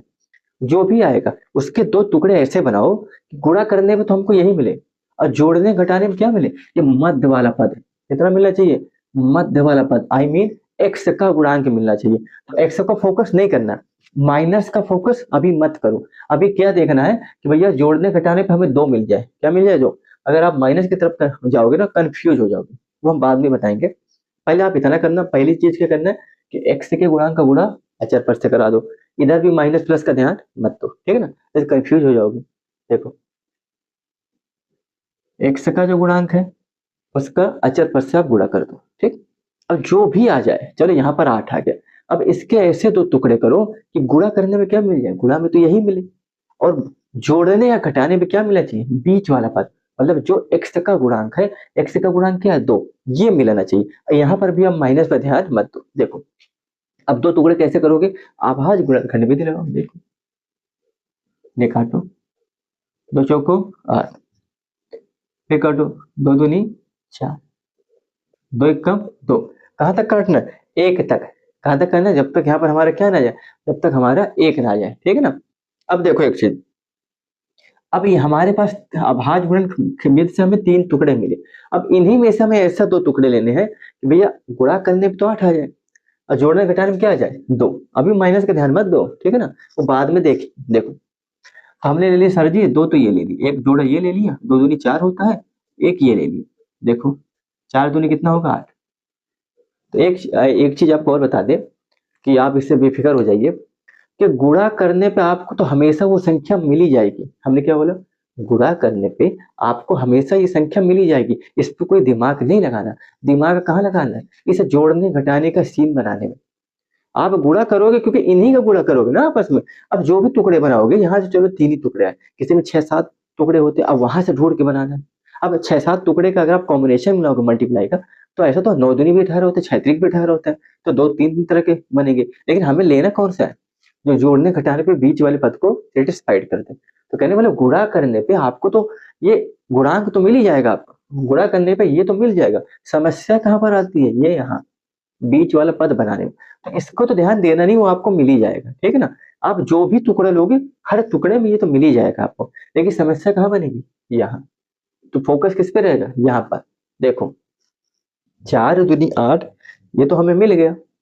अब इन्हीं में से क्या बनाना है, 2, ठीक है ना। अब एक चीज आप हमने कहा माइनस का भी ध्यान मत देना, कंफ्यूज हो जाओगे। भैया 4 में 2 गया 2, मिल गया ना। 4 में 2 गया 2 मिल गया। अब ध्यान देने भैया 2 कैसा चाहिए, माइनस का चाहिए। कैसे चाहिए, माइनस का चाहिए। अब क्या करोगे, देखो यहाँ 4 ही लिखो, यहाँ 2 लिखो। ध्यान देना, हमने आपको एक चीज बताया था कि हमेशा बड़ी संख्या के पीछे वाला हम चिन्ह लेते हैं। क्या लेते हैं, हमेशा बड़ी संख्या के पीछे वाला चिन्ह लेते हैं। तो जो चिन्ह आपको चाहिए वो बड़ी संख्या पे लगा दो, आपको मिल जाइए। हमें क्या चाहिए, माइनस चाहिए, तो भैया माइनस कहाँ लगा दो, बड़ी संख्या पे लगा दो। हमने क्या बोला, हमेशा बड़ी संख्या के पीछे वाले चिन्ह लेते हैं। तो जो तुम्हें चाहिए बड़ी संख्या के पीछे लगा दो। अब भैया ये 2 लाना है ना, अगर आप यहाँ पर माइनस कर दोगे तो पहले वाले में आप माइनस लगाओगे। क्यों, अब बड़ी संख्या के पीछे हमने क्यों लगाया, क्योंकि हमें माइनस चाहिए। आपने भी अभी बताया सर जी कि भैया हमेशा बड़ी संख्या के पीछे वाले चिन्ह लेते हैं, तो हमने बड़ी संख्या पे वही चिन्ह लगाया जो हमको जरूरत है, क्योंकि हमें जरूरत क्या है, माइनस। -2, ठीक है ना। अब देखो कॉम्बिनेशन भी 4 ही होते हैं, प्लस प्लस का बराबर प्लस, माइनस माइनस का बराबर प्लस, और 2 माइनस के होते हैं, plus minus minus, minus plus minus, ठीक है ना। अब आपको पता है कि भैया ये घटाने पर भी आएगा, जोड़ने में तो आएगा नहीं। अगर आपने यहाँ पर माइनस का चिन्ह किया तो भैया माइनस माइनस मिलकर प्लस होकर इसको जोड़ देंगे, 6 बना देंगे, ठीक है ना। तो भैया इसको घटाना पड़ेगा। तो आप ये बताओ, तो यहाँ माइनस लिए तो यहाँ प्लस ही लेना पड़ेगा। 2 पे क्या ले लिया हमने, प्लस, तो प्लस ले लिया। अब आप ही बताओ माइनस प्लस क्या होता है, माइनस होता है। भैया 4 में 2 गया, कितना बचा 2। और हमेशा बड़ी संख्या के पीछे वाले चिन्ह लेते हैं। बड़ी 4 है, 4 के पीछे माइनस है, माइनस लगा दो। लो भैया -2 चाहिए, माइनस हमने ले लिया ना। चलो आई होप आपको समझ में आया हो, ठीक है ना। तो कहने का मतलब ये है कि भैया हम गुणनखंड विधि में गुणा करते हैं, ये चीज के लिए इनमें जोड़ करते हैं। क्या करते हैं, जोड़ करते हैं। मोस्टली जोड़ ही करते हैं, घटाव का सीन नहीं होता। घटाव का सीन इसको मैनेज करने के लिए इसी कारण से हम क्या करते हैं, अल्फा गुणे बीटा और अल्फा प्लस बीटा लेते हैं। हम अल्फा बटे बीटा और अल्फा माइनस बीटा नहीं लेते, ठीक है ना। यहीं से आप देखो कि यहाँ पर हम 2 ही चीज करते हैं, जोड़ और गुणा। इसीलिए हम क्या लेते हैं, अल्फा प्लस बीटा और अल्फा माइनस बीटा करता है, ठीक है ना। देखो और भी ध्यान देना, हमने टुकड़े बना दिए। अब देखो हमें टुकड़े मिल गए भैया, -4 +2, कहने का मतलब अब इस 2 का हमने जो टुकड़ा किया, एक -4 होगा, एक प्लस का 2 होगा। देखो अब कैसे करें, एक्स स्क्वायर, अब माइनस का 4x, अब प्लस का 2x, भाई एक दो हमने प्लस के लिए ना, अब माइनस का 8 बराबर 0। लो, ठीक है ना। अब इनके शून्य निकालो, भैया दो दो पद का जोड़ा बनाओ। क्या बनाओगे? दो दो पद का जोड़ा। यहाँ से क्या कॉमन लोगे? कॉमन का मतलब होता है एचसीएफ। क्या होता है? एचसीएफ, ठीक है ना, या फिर भाग देना होता है, ठीक है ना। ये कोई बताएगा नहीं, आपको बता दे। जैसे यहाँ पर कॉमन का मतलब होता है कि ऐसी संख्या जो दो, एचसीएफ का मतलब क्या होता है? हम वो जो चीज दोनों में, इंसान दो हो जो दोनों में मैच करे वो कॉमन, संख्या दो हो जो दोनों में मैच हो वो कॉमन, ठीक है ना। देखो एक्स, अगर इसको आप तोड़ के लिखोगे, एक्स बड़े एक्स लिखो, एक्स यहाँ कॉमन, एक्स यहाँ, एक्स कॉमन ले लो, यहाँ एक्स बचेगा, यहाँ 4, यहाँ क्या लोगे? यहाँ 2 कॉमन ले लो, यहाँ बचेगा एक्स माइनस 4 बराबर के 0।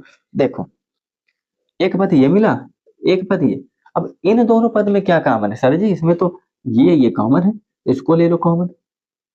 इसको आपने कॉमन ले ली तो अंदर क्या बचा? अंदर सर बचा इधर एक्स, इधर बचा 2। लो, इसका हो गया 0 के बराबर हो गया। अब आप बताओ भैया, दो शून्य होंगे, एक बार इसको 0 दिखा दो, एक बार इसको 0 दिखा दो। एक्स माइनस 4 बराबर जब आप 0 दिखाओगे, एक्स बराबर कितना हो जाएगा? 4। एक शून्य के निकल के आगे। एक्स प्लस 2 बराबर 0 दिखाओगे, एक्स बराबर कितना हो जाएगा? माइनस का 2। एक शून्य के निकल के आ गया, ठीक है ना। देखो एक ये निकल के आ गया, एक ये निकल के आ गया, ठीक है। चलो अब इसके दो शून्यक हमें मिल गए। अब हमने क्या बोला था कि हम शून्यकों का नाम क्या देंगे? अल्फा व बीटा। तो आप या तो आप किसी को भी अल्फा बीटा मान लो। भैया दो शून्यक मिल गए, -4 -2, तो दो शून्यक हमें मिल गए अल्फा व बीटा, ठीक है ना। अल्फा का बीटा का मान कितना है? -4। अच्छा हाँ, बराबर 4 और माइनस का 2, ठीक है ना। अब आप इसको मिटा देना। देखो यहाँ बताएंगे आपको, देखना, आप ध्यान देना है।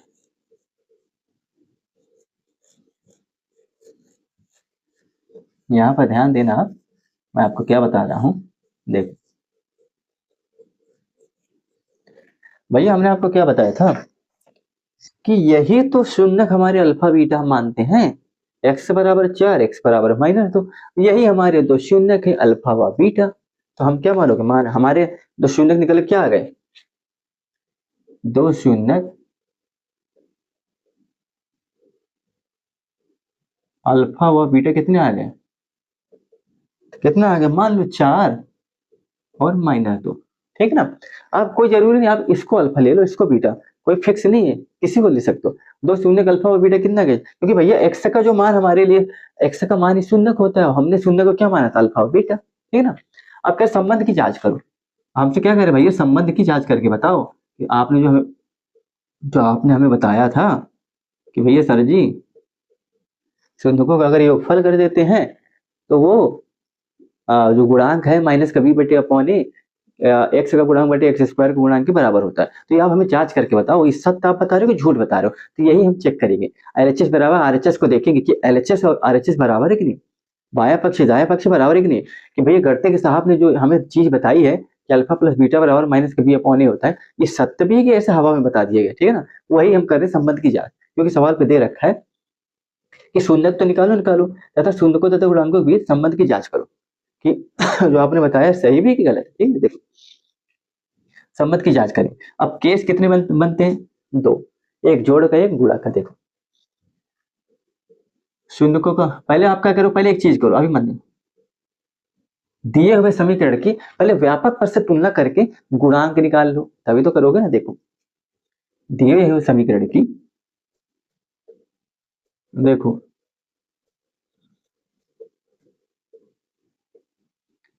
क्या लिखोगे? दिए हुए समीकरण की, सॉरी सॉरी, ओ हो, समीकरण नहीं है, बहुपद है। देखो गलत, दिए हुए, हमने इसको समीकरण बना दिया था ना, दिमाग में वही चल रहा था। दिए हुए बहुपद की व्यापक बहुपद से तुलना करने पे क्या लिखोगे? व्यापक बहुपद से तुलना करने पे। और तुलना क्यों करते हैं? भैया हम गुणांक का मान निकाल लेंगे। भाई जब तक गुणांक नहीं पता रहेगा तो कहीं से तुम संबंध बता दोगे? क्योंकि भैया बताओ शून्य को तो आपको मिल गया, अब गुणांक भी तो निकालोगे। देखो अब हमारा दिया हो क्या है, आप ही बताओ? एक्स स्क्वायर माइनस का 2x माइनस का 8, ठीक है ना। और हमारा क्या, देखो व्यापक रूप क्या होता है, आप देखो हम यहाँ लिख दे रहे हैं ए एक्स स्क्वायर प्लस का बी एक्स प्लस का सी, ठीक है। अब तुलना करो भैया, देखो यहाँ एक्स का गुणांक कितना है, एक, जिसके पीछे कुछ नहीं होता उसको हम एक लेते हैं, ठीक है ना, यहाँ लिख दे रहे हैं देखो, जिसके पीछे कुछ नहीं होता उसको हम एक लिखते हैं, आपको हमने कई बार बता रखा है। अब यहाँ एक्स का गुणांक क्या ए है, तुलना करो, ए बराबर 1, यहाँ एक्स का गुणांक बी है, यहाँ माइनस का 2 है, तो बी बराबर आप कितना लिखोगे, माइनस का 2।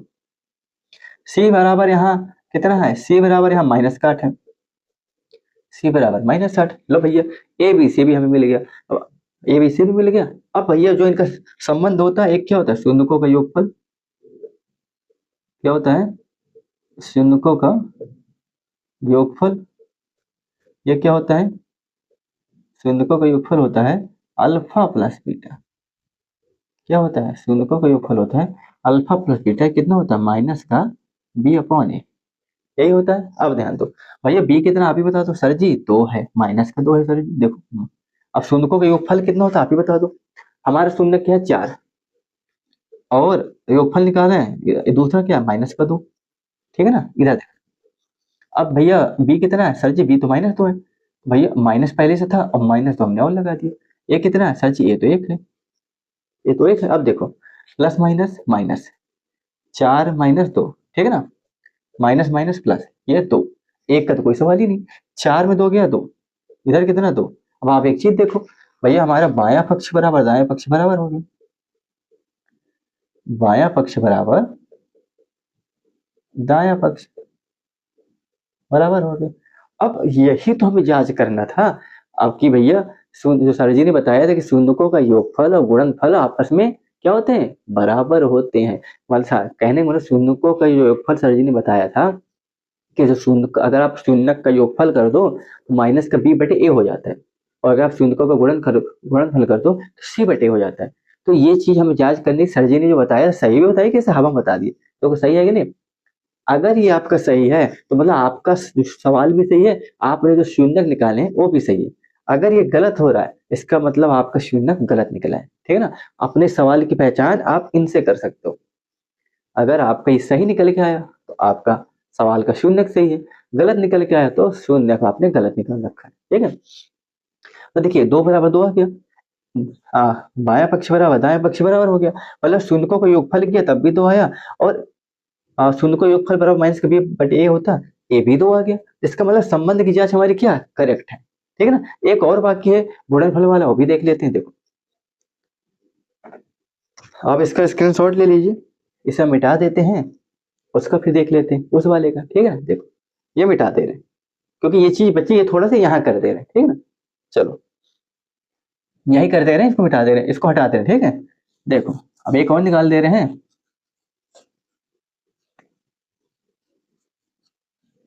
शून्यकों का योगफल हो गया, गुणनफल देख लेते हैं।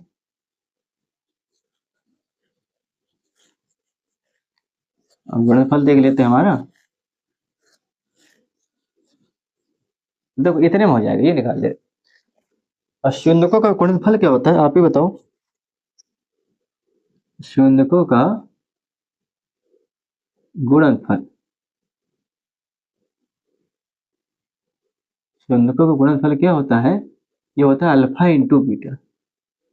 ये कितना होता है, यहाँ निकाल, हाँ ये यहाँ लिख देते हैं, अल्फा इंटू बीटा बराबर होता है सी बटा ए। क्या होता है, सी बटे ए होता है, ये होता है ना। अब देखो अल्फा कितना हमारा 4 है, बीटा कितना हमारा -2 है, और सी कितना हमारा -8 है, ए कितना है 1 है, 4 दूनी 8, और -8 माइनस लगा है, एक का कोई मतलब नहीं, -8 देखो भैया ए भी बराबर आ गया, बराबर आ गया ना। तो क्या लिखोगे, इंग्लिश में लिख दो LHS बराबर RHS, मतलब बायां पक्ष बराबर दायां पक्ष। तो भैया जो सर जी ने बताया था कि भाई ये रिलेशन होता है गुणांकों और बहुपद के शून्य के में, ये तो करेक्ट निकल गया। देखो भैया ये करेक्ट हो गया ना, इसका मतलब हमारा संबंध सत्यता की जांच जो हमने की है संबंध में वो क्या है, करेक्ट है। क्या है, करेक्ट है। यही आपका सवाल है, ये क्या है, यही आपका सवाल है, और यही आपका पहला सवाल था, ठीक है ना। तो आप इसको लिख लीजिए, फिर हम चलते हैं दूसरे सवाल की तरफ। ठीक, इसको आप लिख लीजिए, फिर हम चलते हैं दूसरे सवाल की तरफ। ये आपका हो गया करेक्ट, ठीक है ना। अब इसको हम मिटा देते हैं, फिर चलते हैं दूसरे सवाल की तरफ।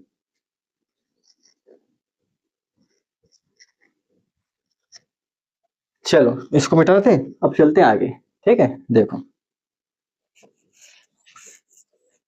आई होप आपको समझ में आया होगा। अब चलते हैं अगले सवाल की तरफ। ये सवाल आपका हो गया, अब चलते हैं अगले सवाल की तरफ। ये थोड़ा सा धीरे धीरे, नया बोर्ड है ना, ये धीरे धीरे आ जाएगा लाइन पे। इतने मिटाने वाला जो सीन है ना, ये क्लियर अभी हो जाएगा। अभी इसलिए नहीं पकड़ रहा है क्योंकि नया है, तो अभी इसमें इतना फिनिशिंग नहीं है, जल्दी से सरक नहीं रहा है।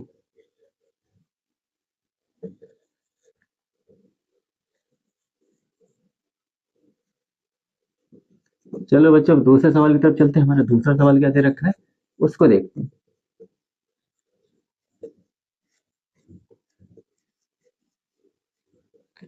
नया डस्टर भी है, सही मिट नहीं रहा। एक मिनट थोड़ा आप रुकिए, थोड़ा हम कुछ करते हैं, कुछ चीज, एक मिनट आप थोड़ा रुकिए।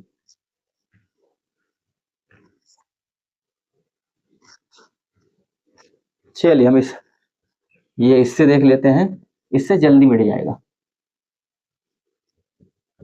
अब ये डस्टर क्या है, थोड़ा इसकी फिनिशिंग अच्छी नहीं ना, इसमें टाइम ज्यादा लगता है। ठीक है ना, ये हमने घर से स्टार्ट कर दिया अभी, तो ये अभी नया लगा रखा है ना। बाकी वहां पर जहाँ पढ़ाते हैं वहां पर हर चीज क्लियर है। ठीक है, चलो दूसरा सवाल देखते हैं, हमारे क्या कह रहे हैं। हमारा दूसरा सवाल कह रहा है 4s² माइनस का 4s का माइनस का 4s प्लस का 1। ठीक है ना, देखो मिला लेते हैं। 4s² माइनस का 4s प्लस का 1। ठीक है, ये सवाल दे रखा है। अब हमसे कह रहे हैं इसके शून्यक निकालो, सेम प्रोसेस वही। हमसे कह रहे हैं कि इसके शून्यक निकालिए, और शून्यक तो निकालिए, संबंध की जांच भी कीजिए सत्यता की, कि भैया बहुपद के शून्यक तथा गुणांकों के बीच में जो आपने अभी संबंध बताया है कि शून्यकों का योगफल माइनस b बटे a और शून्य का गुणनफल c बटे a, ये होता भी कि नहीं, जैसे हमने करके बताया। और जब तक शून्यक नहीं निकलेंगे, रिलेशन नहीं निकलेगा। शून्यक निकल आया, फिर आप कंपेयर करोगे स्टैंडर्ड मानक रूप वाले बहुपद से, और ए बी सी निकालोगे गुणा, तभी तो रिलेशन दिखाओगे ना। देखो, पहले हम शून्यक निकालेंगे, क्या करेंगे, कुछ नहीं। हमने क्या बताया आपको कि ये आपको दे रखा है, ये किया, तो ये px से तो है, ये क्या दे रखा है, ये px से तो है, px बराबर बहुपद हमने बोला। भैया आपको px ये दे रखा है, ठीक है ना। आप इसको ऐसे लिख लो, एक मिनट, आप इसको ऐसे लिख लेते हैं। देखो, लिख लीजिए px बराबर क्या दे रखा, 4s² माइनस का 4s प्लस का 1। ठीक है ना, ये दे रखा है। ठीक है, अब हमें इसका शून्यक निकालना, कुछ नहीं करना। हमने क्या बनाया, पहली चीज आपका px बराबर 0 करो, सेम वही प्रोसीजर जैसे हमने आपको बताया। आपने 0 किया, क्या मिल जाएगा, 4s² माइनस का 4s प्लस का 1 इक्वल 0। ठीक, अब देखो, हमने क्या बोला भैया, x² के गुणांक अचर पद से आप गुणा करो, कितना आया, 4 एकम 4। पहली चीज यहाँ लिख लो। अब इस 4 के ऐसे टुकड़े करो कि भैया गुणे करने पे तो ये 4 ही मिल जाए, और जोड़ने घटाने में आपको बीच वाला पद मिल जाए। हमने क्या बोला, गुणे में तो आपको अंक मिल ही जाएगा, लेकिन समस्या यहाँ बनती, माइनस की तरफ अभी ध्यान मत दो, जैसे हमने बताया वैसे करो। देखो, इसका भाज्य गुणनखंड विधि करो, 2 दूनी 4, 2 एकम 2। ठीक है ना, अब इस 2 दूनी जो 4 है, इसका तो भैया ऐसे टुकड़े बनाओ, देखो इसमें तो 2 ही है, भैया 2 2 का बना लो, 2 दूनी 4 तो आपको मिल जाएगा। अब जोड़ने घटाने पे क्या चाहिए, 4। तो अगर हम 2 लिखेंगे, 2, इसको जोड़ने पे भी 4 आ जाएगा, लेकिन हमें माइनस का 4 चाहिए। हमने क्या बोला, जो हमें चाहिए बड़ी संख्या के पीछे लगाओ, क्योंकि हमेशा हम बड़ी संख्या के पीछे वाले चिन्ह लेते हैं। ठीक है ना, जहां पर अंक बराबर है तो आप भैया किसी पे लगा दो, यहाँ भी माइनस और यहाँ भी माइनस लगाओ। क्यों, क्योंकि जोड़ने की कंडीशन 2 ही बनती है, एक प्लस प्लस, एक माइनस माइनस, और प्लस वाला लगा नहीं सकते, प्लस वाला लगा दो तो 0 हो जाएगा। भैया यहाँ भी माइनस, यहाँ भी माइनस, माइनस का प्लस कितना हो जाएगा, 4, और माइनस का 4 हो जाएगा, माइनस लगा। ठीक है, देखो अब यहाँ रखो, ये हमें मिल गया 2 टुकड़े। ठीक है ना, 4s² यहाँ का जोड़ने घटाने पे भी 4 आ रहा है, गुणा करने पर भी 4 आ रहा है। देखो क्या क्या मिला, माइनस का 2s रख दो, माइनस का 2s, माइनस का 2s प्लस का 1 बराबर 0। अब देखो दो दो को जोड़ा बनाओ, कॉमन क्या ले लो, अरे यहाँ तो कॉमन है 2s, अंदर क्या बचेगा 2s, यहाँ क्या बचेगा 8, यहाँ आप 1 कॉमन ले लो, माइनस का 1, 2s माइनस 1 बराबर 0। अब आप देखो इसमें इसमें क्या कॉमन है, इसमें ये कॉमन है, इनको बाहर निकालो, अंदर क्या बचेगा 2s और माइनस का 1 बराबर 0। ठीक है, देखो 2s माइनस 1, एक बार ये बराबर 0 दिखाओ तो 2s बराबर प्लस का 1 हो जाएगा, उधर जाएगा, तो s बराबर कितना हो जाएगा, ऊपर 2 तो नीचे आ जाएगा 1/2। सेम प्रोसीजर यहाँ भी करो, इसका भी वही निकल के आएगा, दोनों चीज सेम है। देखो ए भी यही है, ए भी वही है, तो इसको हल क्या करना है? हम लिख ही दे रहे हैं, बाकी आप समझदार हो। एस बराबर और क्या मिल जाएगा 1/2, यहाँ भी मिल जाएगा, समझ में आया ना।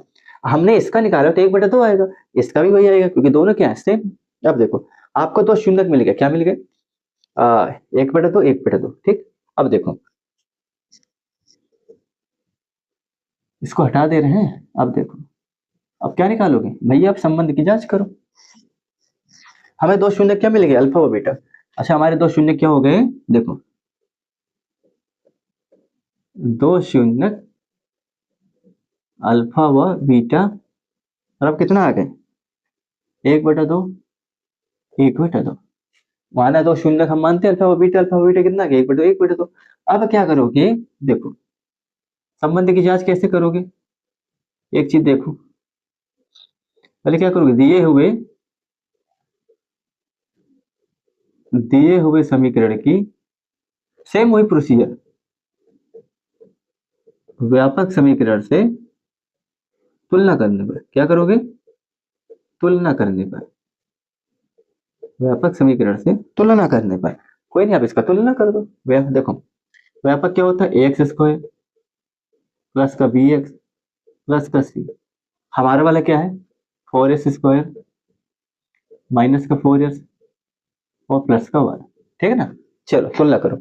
अगर आप बोलो ए बराबर कितना सर जी 4, और बी बराबर कितना सर जी, यहाँ बी बराबर कितना माइनस का 4, और सी बराबर कितना 1। ठीक है ना, अब क्या करोगे, अब संबंध सत्यता की जांच करो, क्या करोगे सत्यता की जांच, क्या करोगे सत्यता की जांच, इनके बीच जो संबंध होगा संबंध की सत्यता की जांच। क्या लिखोगे, पूरा लिख देना संबंध की,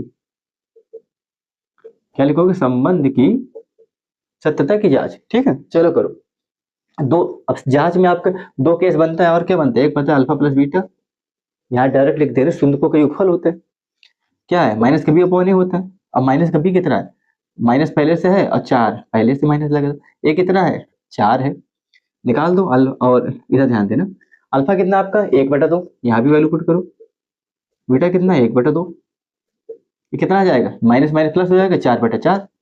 ध्यान देना हर हमारा समान होता है उसको जीरो का त्यों लिख दो, ऊपर वालों को जोड़ दो 4/4। ठीक है ना, ये जुड़ा गया तो 2/2, 4/4, काटो ये भी एक, काटो ये भी एक, कहने का मतलब कितना हो गया 1/1, एलएचएस बराबर आरएचएस। ठीक है ना, ये तो हो गया योगफल का। अब गुणनफल का दोस्तों हम यहाँ करते हैं, जगह नहीं है, देखो गुणनफल का हम यहाँ करते हैं, इसको आप लिख लीजिए, इसका स्क्रीनशॉट ले लीजिए, गुणनफल का यहाँ करते हैं, देखो गुणनफल का हम यहाँ करते हैं, देखो गुणनफल का हम यहाँ करते हैं, हालांकि आपने इसको लिख ही लिया है, तो इसको मिटा के यहाँ करते हैं, देखो अब गुणनफल का क्या होता है, लोग डायरेक्ट कर देते हैं ना। अब आप लिख लेना, पहले सवाल में हमने आपको बता रखा है डिटेल में, अल्फा इंटू बीटा बराबर क्या होता है सी अपॉन ए, अल्फा कितना आपका 1/2, बीटा कितना है ए भी 1/2, सी कितना है 1, ए कितना है 4, 1/4, 1/4, ये भी आपका सही होगा, है ये ना। तो आप क्या लिखोगे भैया, सत्यता की जांच आपकी हो गई, एलएचएस बराबर आरएचएस, जो हमने सर जी ने बताया था वो तो दोनों फिट बैठ रहे हैं। ठीक है ना, आई होप आपको समझ में आया होगा। ठीक, अब चलते हैं अगले सवाल की तरफ, इसे आप लिख लीजिए, अब चलते हैं अगले सवाल की तरफ, इसे मिटा दे रहे। ठीक है, सेम प्रोसीजर आपको सब सवाल में ऐसे ही करना है। हमने क्या बोला, सेम प्रोसीजर आपको सब सवालों में ऐसे ही करना है। जो हमने आपको बता रखा है ना, सेम प्रोसीजर आपको हर एक सवालों में ऐसे ही करने हैं। जो हमने आपको बता रखा है सेम प्रोसीजर, कुछ नहीं करना, जैसे बता रखा है हमने वैसे ही करिए और सब में वही करिए। ठीक है, चल अब अगले सवाल देखते हैं। अगला दे रखा है हमको 6x², आप लिख लीजिए px बराबर 6x²। ये जो px लिखते हैं ना, ये बहुपद को लिखने का एक तरीका है। 6x² माइनस का 3 माइनस का 7x, एक बार मिला लेते हैं। 6x² माइनस का 3 माइनस का 7, ठीक है ना। चलो पहले तो इनको हम एक तरीके से लिखेंगे। क्या करेंगे, तरीके से लिखेंगे। भैया कॉम्बिनेशन होता है, पहले 6x² होता है, फिर अचर पद होता है भैया 7x ले लो, फिर सॉरी फिर होता है हमारे x का गुणा, लास्ट में होता है अचर पद। ठीक है ना, तो ये अचर पद पहले था और x का गुणांक बाद में दिया, इसमें हमने पहले ला लिया। पहले इसको, भाई बहुपद जिस फॉर्म में होता है पहले उसको उस रूप में लिखोगे ना, हमने लिख दिया। अब देखो कुछ नहीं करना, px को क्या दिखाओगे आप, 0।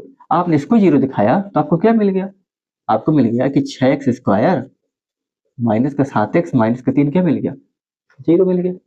कुछ नहीं करना, सेम चीज हमने क्या बताया भाई, x का जो गुणांक है अचर पद से इनका गुणा करो। पहले देखिए ध्यान दीजिएगा, एक एक स्टेप लेके चलो। हमने क्या बोला, x² का गुणांक 6 का गुणा अचर पद से करो।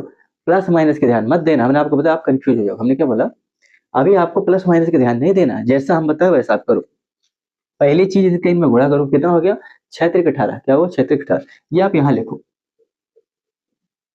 अब कहने का मतलब इसका गुणनखंड करके ऐसे टुकड़े निकालो कि भैया गुणा करने में तो इतना आ जाए 18 ही, लेकिन घटाने जोड़ने में कितना चाहिए, ये मध्य बीच वाला पद x का जो गुणांक है 7 आना चाहिए। अभी आप इस पे मत जाओ, हमने बोला ना माइनस की तरफ जाओगे तो आप कंफ्यूज हो जाओगे। आप ये फोकस करो भैया 7 लाना है, जोड़ने घटाने में क्या 7, ऐसे टुकड़े बनाओ कि गुणे में तो ये मिल जाए और जोड़ने घटाने क्या आ जाए 7। ठीक है ना, देखो 2 नमा 18, अब आज गुणनखंड करना है 3 से कहीं 9, 3 कम 3, ठीक है ना। अब यहीं से ढूंढेंगे कैसे, देखो एक ये ले लिया, एक ही अकेले ले लिया, 3 त्रिक 9 और गुणे 2 कितना आया सर जी, तो 18 आ गया। अब देखो 9 में 2 घटाओ 7, 9 में 2 गया 7। अब माइनस का 7 चाहिए, हमने क्या बोला कि हमेशा हम बड़ी संख्या के पीछे वाले चिन्ह लेते हैं, और जो चिन्ह हमें चाहिए वो बड़ी संख्या पे लगा दो, आपको मिल जाएगा। देखो माइनस चाहिए बड़े पे लगा दो। अब यहाँ तो आप माइनस लगा नहीं सकते क्योंकि भाई घटाने पे 7 आ रहा है ना, माइनस लगा दो तो माइनस माइनस प्लस हो जाएगा, प्लस हो गया तो वो 11 बन जाएगा। ये 2 को प्लस कर दो, इसको माइनस, माइनस प्लस माइनस घटेगा 7, और बड़ी संख्या के पीछे वाले चिन्ह लेते हैं भैया माइनस, तो माइनस के साथ, ठीक है ना। तो क्या टुकड़े बन गए, -9 और प्लस का 2, 2 टुकड़े बन गए। देखो गुणा करने पर भी 18 और जोड़ने घटाने पर भी माइनस के साथ, ठीक है। देखो यहाँ रख दो, क्या लोगे माइनस का 9x प्लस का 2x माइनस का 3 बराबर 0। आई होप क्लियर है।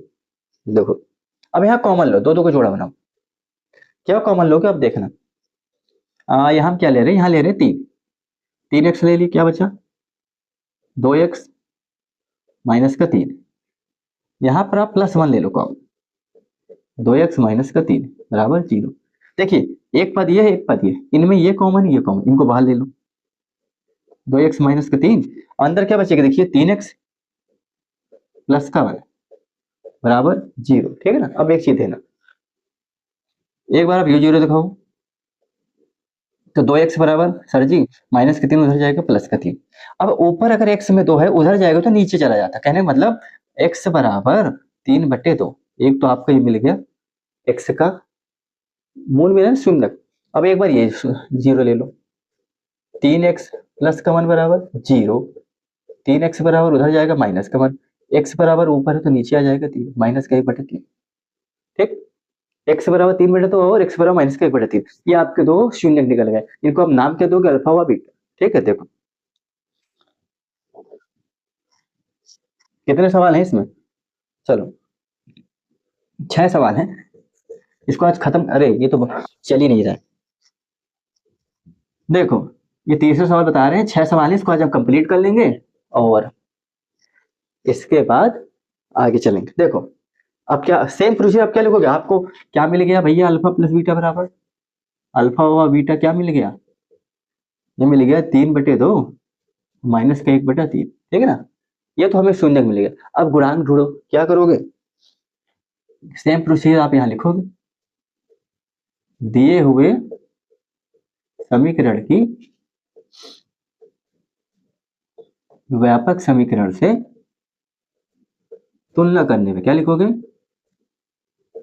तुलना करने में, ठीक है। देख दो भैया क्या होता है, एक्स स्क्वायर प्लस का बी एक्स प्लस का सी, हमारा वाला क्या है 6x² माइनस का 7x माइनस का 3, हमारे ये दे रखा है। चलो अब तुलना करो भैया, ए बराबर आप ही बताओ, सर जी ए बराबर 6 है, बी बराबर बता दो, सर जी बी बराबर तो यहाँ पर माइनस का 7 है, और सी बराबर बता दो माइनस का 3 है। मिल गया ना। अब भैया संबंध करो, सत्यता की संबंध, संबंध में सत्यता की जांच,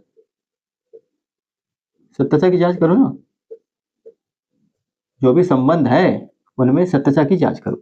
क्लियर है, करो। दो होते हैं, यहाँ लिखते हैं अल्फा प्लस बीटा क्या होता है, सर जी माइनस का बी बटे होता है। अल्फा प्लस बीटा कितना होता है, 1 मिनट थोड़ा रुकिए, ठीक है, 1 मिनट थोड़ा रुकिए।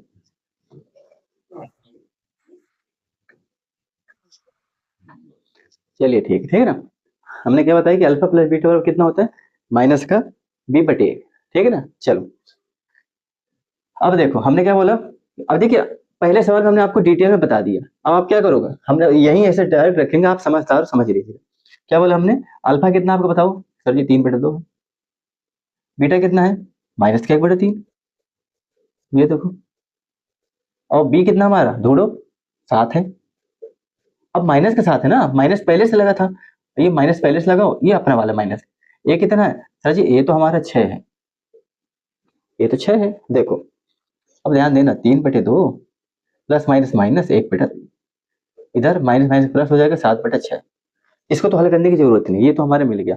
अब इधर ध्यान देना, ठीक है ना, देखो इनका वो करा दो, कितना था हमारा 3/2, 3 त्रिकाई 9, 2 1 कम 2, 3 दूनी 6, ठीक, 9 में 2 गया 7, 7/6, इधर भी क्या था 7/6, देखो दोनों बराबर, दोनों बराबर बराबर हो गए ना, देखो ये तो हमारा हो गया योगफल वाला। अब गुणनफल वाला भी निकाल रहे हैं, इधर निकाल दे रहे हैं, ठीक है, आप इसका स्क्रीनशॉट ले लो, हम यहाँ निकाल दे रहे हैं इसका, देखो सब में वही प्रोसीजर है, कुछ नहीं करना।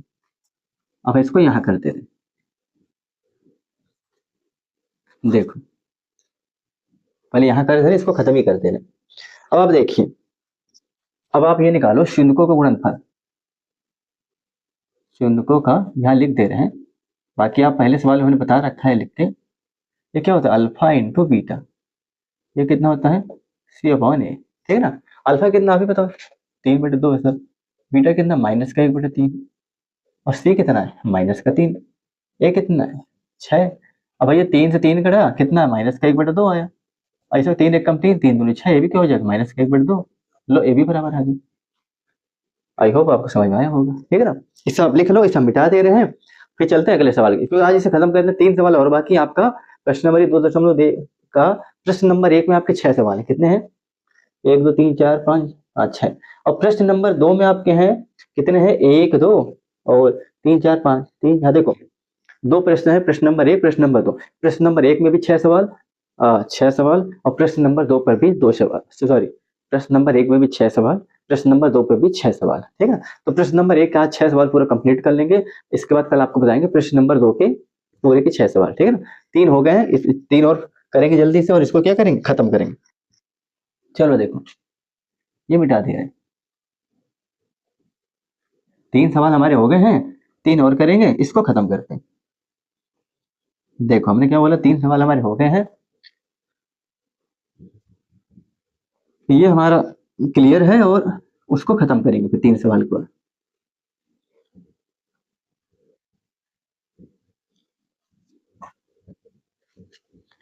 देखो अब करेंगे इसको अगले वाला सवाल। चलो चौथा सवाल क्या है देख लेते हैं। इसमें दे रखा है कि 4u² प्लस का 8u, हमें दे रखा है कि 4u² प्लस का 8u। देखो सवाल मिला लेते हैं, यही दे रखा है कि नहीं, आप लिखो px बराबर 4u² प्लस का 8u, हाँ यही दे रखा है, ठीक है ना। ये इस बार हमें देखिए, हमें अचर पद नहीं दे रखा है। अगर आप तुलना करोगे तो अचर पद नहीं दे रखा, आप जीरो मान सकते हो, ठीक है ना। लेकिन यहाँ पर जरूरत है नहीं इसकी। देखो घबरा रहे नहीं कि सर जी यहाँ तो ये कैसा बहुपद आ गया। भैया एक्स का स्क्वायर तो है, एक्स भी है, लेकिन अचर पद नहीं ना, आप जीरो ले लो। देखो आप क्या करो, पी एक्स बराबर पहले जीरो रखो, तो 4u² प्लस का 8u कितना हो जाएगा, जीरो हो जाएगा। अब ध्यान देना, देखो अब इनको इतना लंबा ताम झाम करने की जरूरत नहीं है, थोड़ा सा अगर आप दिमाग लगाओ, यहाँ से आप कॉमन ले लो, 4u, अंदर क्या बचेगा, u+2 बराबर जीरो, ठीक है ना। अब एक बार अब ये जीरो दिखा दो, भैया 4u बराबर जीरो, तो u बराबर जीरो। एक बार u जीरो दिखाओ, u+2 बराबर जीरो, तो u बराबर माइनस का तो हो जाएगा। भाई दो आपको यही मिलेगा ना, भैया गुणनखंड करने की जरूरत ही नहीं पड़ी, ठीक है ना। समझ में आया। एक बार देखो कॉमन लोग बीच में कोई चीज नहीं हो तो गुणक होता। आप 4u बराबर जीरो दिखाओगे, भाई 4 उधर चला जाएगा नीचे, और जीरो में आप किसी भी संख्या का भाग लोगे वो जीरो ही होगा, ठीक है ना। आप 4 उधर लो तो समझा देना, u बराबर 0/4 करोगे तो u बराबर कितना हो जाएगा, जीरो। एक u का मान, दो मूल कौन से निकल गए, देखो अल्फा व बीटा क्या मिल गया हमें, जीरो और माइनस का 2, ठीक। कुछ नहीं करना, अब संबंध में सत्यता की जांच, सत्यता की जांच करो। कैसे करोगे, देखो पहले आप गुणांक को तो निकाल लो, फिर वही चीज दिए हुए समीकरण की क्या लिखोगे, व्यापक समीकरण से तुलना करने में, क्या लिखोगे, तुलना करने करो।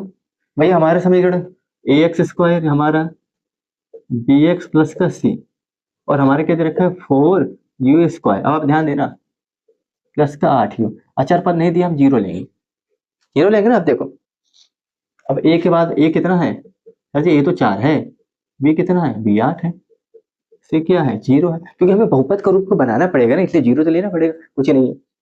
अब बताओ भैया, दो होते हैं संबंध, क्या करो, संबंध की सत्यता की जांच। भाई जो संबंध है उन्हीं की तो सत्यता की जांच कर रहे हो ना, संबंध की सत्यता की जांच, ठीक है ना। देखो यहाँ लिख दे रहे हैं, एक होता है जोड़ का अल्फा प्लस बीटा कितना होता है, माइनस का b/a। भैया अल्फा कितना है आप ही बताओ, सर जी जीरो है, बीटा कितना है, माइनस का 2 है, और ये माइनस के b होते हैं, तो ये माइनस के b/a होता है, b कितना 8, और a कितना है आपका 4, माइनस पहले से लगा था, भैया इसको करो तो माइनस 2 ही आएगा, 4 एकम 4, 4 दूनी 8, ये भी माइनस का 2 ही आएगा। लो भैया ये आ गया, ठीक है ना।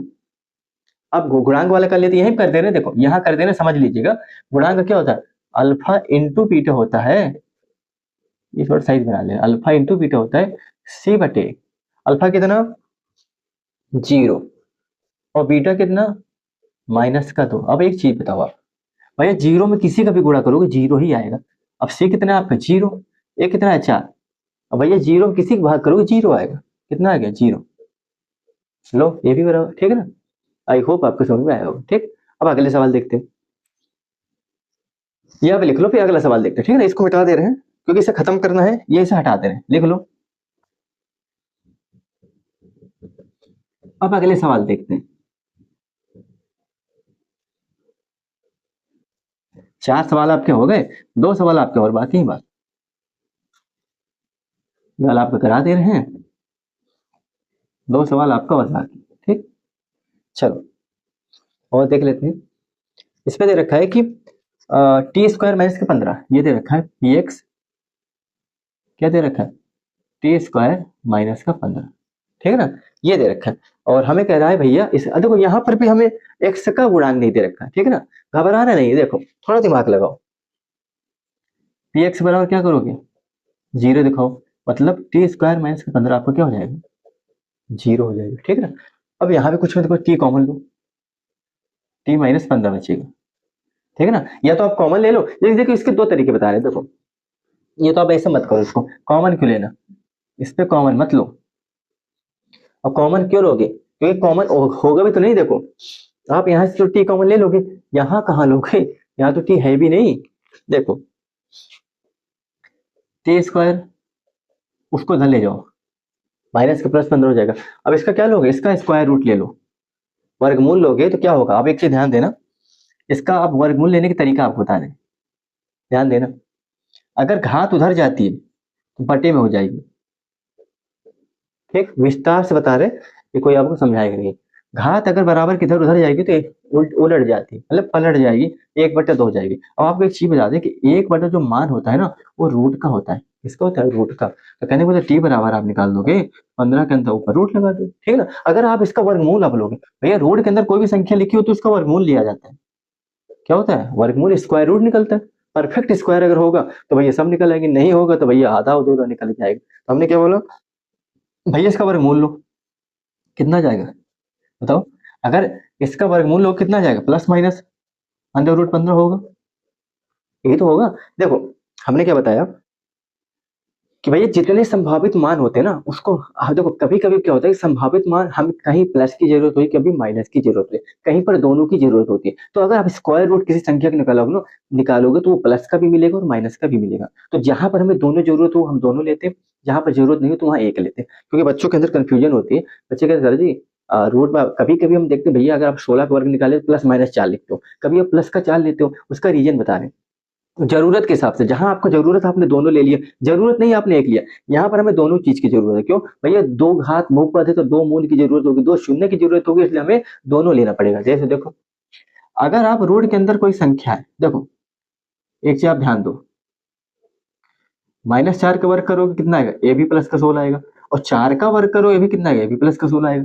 समझ आ रहा है ना? तो भैया आपका 16 का वर्ग -4 भी है और 16 का देखो 16 का वर्गमूल -4 भी है और 16 का वर्गमूल आपका प्लस का भी 4 है। समझ आया ना? 16 का वर्गमूल आपका 4 का प्लस का भी है, मतलब 16 का वर्गमूल आपका +4 भी है, 16 का वर्गमूल आपका माइनस का भी 4 है। देखो क्योंकि -4 का भी आप अगर वर्ग करोगे तो प्लस का ही 16 आएगा। क्यों? देखो -4 गुणे -4, माइनस माइनस प्लस होता है, 4 दूनी 16 होता है, ठीक है ना। और प्लस का तो प्लस होता है, तो मतलब दो संभावित मान होते हैं, प्लस का भी होता है और माइनस का भी होता है। हम जरूरत के हिसाब से चीजों को लेते हैं, जैसे हमें जरूरत पड़ती है। अब यहाँ पर दो की जरूरत, क्योंकि भाई दो शून्य निकलेंगे, क्योंकि अक्स की घात दो, द्विघात बहुपद है, दो ही शून्य निकलेंगे, तो हमें दो की जरूरत पड़ेगी। अब जहां पर हमें एक की जरूरत होगी वहां पर क्या करते हैं, वहां पर हम एक ही लेते हैं, ठीक है ना। इसलिए हमने क्या लिया, हमने जो प्लस माइनस लगाया ना, क्योंकि भैया जो 15 का स्क्वायर रूट निकालोगे ना, वो प्लस का 15 भी होगा और माइनस का भी 15 होगा। समझ में आया ना? तो ये, तो आपको समझ लो टी का मान कितना आ गया, माइनस का √15 और क्या हो गया, और प्लस का √15, ठीक है ना। आई होप आपको समझ में आया होगा, ठीक। अब देखो इसको मिटा दे रहे पहले, देखो ये मिटा दे रहे। अब देखते हैं, हमने क्या बोला भैया, आपको टी का मान मिल गया -15 और क्या मिल गया, +15 मिल गया, ठीक है ना। अब देखो भाई परफेक्ट स्क्वायर आप निकालोगे तो क्या होगा। अब एक चीज आप ध्यान दे, सेम प्रोसीजर आप यहाँ करो। भैया दिए हो अल्फा बीटा क्या निकल आया, अल्फा व बीटा क्या निकल के आया आपका, एक ले लो -15 ले लो, एक +15, कोई भी ले लो आगे पीछे कोई नहीं। फिर वही चीज दिए हुए समीकरण की व्यापक समीकरण से तुलना करने को, ठीक है ना। क्या करो तो ax² प्लस का bx प्लस का c, हमारा क्या है भैया t² माइनस का 15, ठीक है ना। अगर आप इसको लिखना चाहो ध्यान से लिखो, देखो भाई x का गुणांक आपको नहीं दे रखा है, तो भाई x t का गुणांक नहीं दे रखा है ना, यहाँ तो t है ना चर पद के रूप में, और ये क्या दे रखा है आपका -15। आप इसको ऐसे लिखो। बच्चों एक मेरे थोड़ा रुकना, थोड़ा देख लेते कैसे सिंपल। चलो सब चीज सही है, बीच बीच देखना पड़ता है कहीं कोई टेक्निकल इश्यू ना हो जाए, कहीं कट तो नहीं हो गया, वो देखना पड़ता है। देखो अब इसकी तुलना करो, भैया ए बराबर कितना आप ही बताओ तो। सर जी ए बराबर तो आपके यहाँ कुछ नहीं थे, कुछ नहीं ना, एक है। बी बराबर, अरे बी बराबर तो 0 है, यहाँ तो बी बराबर दिया भी नहीं। सी बराबर, सर जी सी बराबर तो 15 है। क्या है? 15। देखो दो ही संबंध होते, क्या लिखोगे, संबंध की क्या लिखोगे, सत्यता की जांच। क्या लिखोगे, संबंध की सत्यता की जांच। देखो कर दो भैया, दो ही होते हमने आपको पहले बता दिया, अल्फा प्लस बीटा माइनस के बी बटे ए। ये होता है अल्फा कितना आपका -15, बीटा कितना है +15, और माइनस का बी कितना है भैया 0 ही है, ए कितना एक है भैया, प्लस माइनस माइनस 0, ये भी क्या 0, लो भैया बराबर, ठीक है ना। अब गुणनफल निकाल लेते हैं, यही निकालते हैं ना। देखो तो उसका क्या होता है अल्फा इंटू बीटा सी बटे अल्फा कितना माइनस का 15 रूट करना ये कितना प्लस का 15। अब आप इसको देखो सी कितना आपका सर जी माइनस का 15 ए कितना आपका एक भैया माइनस प्लस माइनस होता है ये रूट रूट का गुणा हो जाएगा कितना 15 माइनस का 15 ये क्या समझ में आया। अगर रोड के अंदर समान संख्या हमने क्या बोला रोड के अंदर समान संख्या हो उनका आपस में गुणा कर दो तो संख्या निकल के वही आ जाती है। तो भैया इनको निकल के 15 आ गया और माइनस माइनस लगा तो माइनस लगा दिया यहाँ तो भैया पहले से माइनस दे रखा ठीक है ना। अच्छा ये चीज आपको डिटेल में थोड़ा समझा देना आप कंफ्यूज हो गए सर ये होता कैसे देखो यहाँ समझा दे रहे आप इसको लिख लेना यहाँ समझा दे रहे आपने इसका स्क्रीनशॉट ले लेना यहाँ समझा दे रहे देखो हमने रोड के अंदर कोई संख्या 15 लिखी यहाँ 15 लिखी ठीक है ना ध्यान देना। अब दोनों रूट के अंदर दोनों को एक साथ लिखो भाई इसको हम जेल बोलते हैं इस जेल का नाम है रूट क्या नाम है रूट। भाई यहाँ की जेलर साहब कहते हैं भैया हमारे जेल का नियम है कि भैया आप अपनी शकल के एक आदमी ले आओ जोड़े में हो जाओ जेल से बाहर निकल जाओ। इन्होंने अपनी शकल के एक आदमी लाया जोड़े में होकर बाहर निकल क्या हो गए 15 बन गए रिहा हो गए। एक ये तरीका करो एक और करो रूट का मान कितना बताया था 1/2 इसका कितना इसका भी 1/2 क्लियर है। घातांक का नियम होता है अगर आधार समान हो तो घाते आपस में क्या होती है अगर आधार समान होते तो घाते आपस में क्या होती हैं घाते आपस में जुड़ जाती है हमने ये बताया ना अगर आधार समान हो तो घाते आपस में जुड़ जाती हैं भाई आधार समान हो तो घात कितना 1/2 1/2 1/2 प्लस का 1/2 हर समान है तो ऐसे लिख दो ऊपर वाले को जोड़ दो कितना है 2/2 काट तो 1 तो 15 की घात 1 कितना होगा 15 ही होगा। क्लियर है ना आधार समान है तो घाते आपस में जुड़ जाती है ठीक है ना आधार समान है तो घाते आपस में क्या होती है जुड़ जाती भैया आधार समान है घाते आपस में जुड़ गई कितना आ गया भैया 1 आ गया। क्लियर है आपको समझ में आया होगा ठीक है। देखो ये सवाल आपका हो गया अब चलते हैं अगले सवाल की तरफ ये मिटा दे ये मिटा दे रहे हैं अब चलते हैं अगले सवाल की तरफ। देखो ये हमारा हो गया ये लास्ट सवाल भी बचा है फिर चलते हैं अगले सवाल की तरफ ठीक हाँ ये कर ले रहे हैं फिर चलते हैं अगले सवाल की तरफ। चलो लास्ट सवाल देखते हैं हमारे क्या दे रखा है इसे देख लेते पहले 3x² px बराबर क्या लिखोगे 3x² माइनस का x माइनस का 4। चलो अब इसको करते हैं ठीक है दोस्तों चलो देखो कुछ नहीं करना हमने क्या पहली चीज px बराबर 0 को ले जाओ और px बराबर हमारा क्या दे रखा है यही दे रखा है कितना हो जाएगा 0 हो जाएगा ठीक है ना। अब हमने क्या बताया भैया x² का गुणांक का भैया अचर पद से गुणा करो इधर 3 है इधर 4 है 3 चौके 12 यहाँ लिखो 12 के ऐसे टुकड़े करो कि भैया गुणा करने पे तो 12 आ जाए लेकिन जोड़ने घटाने में क्या आना चाहिए बीच वाला पद और यहाँ बीच वाला पद क्या है आप कंफ्यूज हो गए यहाँ कुछ नहीं हो तो हम 1 लेते हैं अभी माइनस का ध्यान दो मत दो यहाँ क्या है 1 ठीक है ना जोड़ने घटाने पे 1 आना चाहिए गुणा करने पे 12 आना चाहिए। देखो अभाज्य गुणनखंड करना है 2 छंग 12 अभाज्य संख्या प्रयोग करके 2 3 6 3 एकदम 3 क्लियर है। अब बनाओ हम कैसे बनाए एक जोड़ा ये ले लिए एक ये 4 त्याई 12 गुणे में तो आ गया 4 में 3 गया 1 अब माइनस का 1 चाहिए। देखो हमने क्या बताया हमेशा बड़ी संख्या के पीछे वाले चिन्ह लेते हैं ठीक है ना तो जो चिन्ह चाहिए बड़ी के पीछे लगा दो भैया माइनस चाहिए इसके पीछे लगा दी यहाँ प्लस ले लिए 3 प्लस का 4 माइनस का प्लस माइनस माइनस 4 में 3 गया 1 हमेशा बड़ी संख्या के पीछे वाले चिन्ह लगाते हैं लो भैया लगा दिए ठीक है ना। चलो इसे लिखोगे 3x² और क्या लिखोगे माइनस का 4x और क्या लिखोगे प्लस का 3x माइनस का 4 बराबर 0 ठीक है ना। वही कॉमन ले लो दो दो का जोड़ा बनाओ यहाँ आप क्या लोगे यहाँ आप देखो ध्यान देना यहाँ आप x कॉमन लो क्या लोगे x क्या बचेगा अंदर 3x माइनस का 4 यहाँ प्लस का 1 कॉमन लो अंदर क्या बचेगा 3x माइनस का 4 बराबर 0। अब इनमें क्या कॉमन इसमें ये कॉमन ले लो 3x माइनस का 4 इसमें कॉमन ले लो और ऐसा यहाँ से क्या देखो देखो x + 1 ठीक है ना ये कॉमन ले लो क्या बचेगा 0।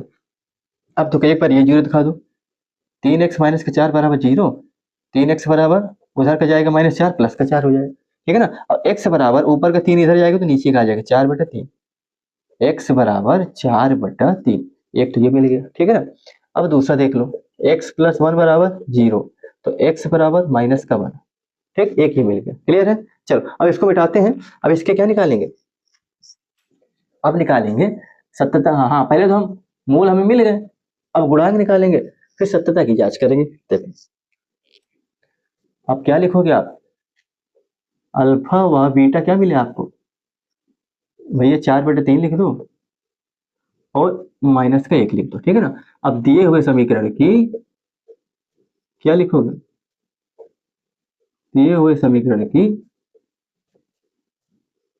व्यापक समीकरण से तुलना करने में क्या करोगे, तुलना करो।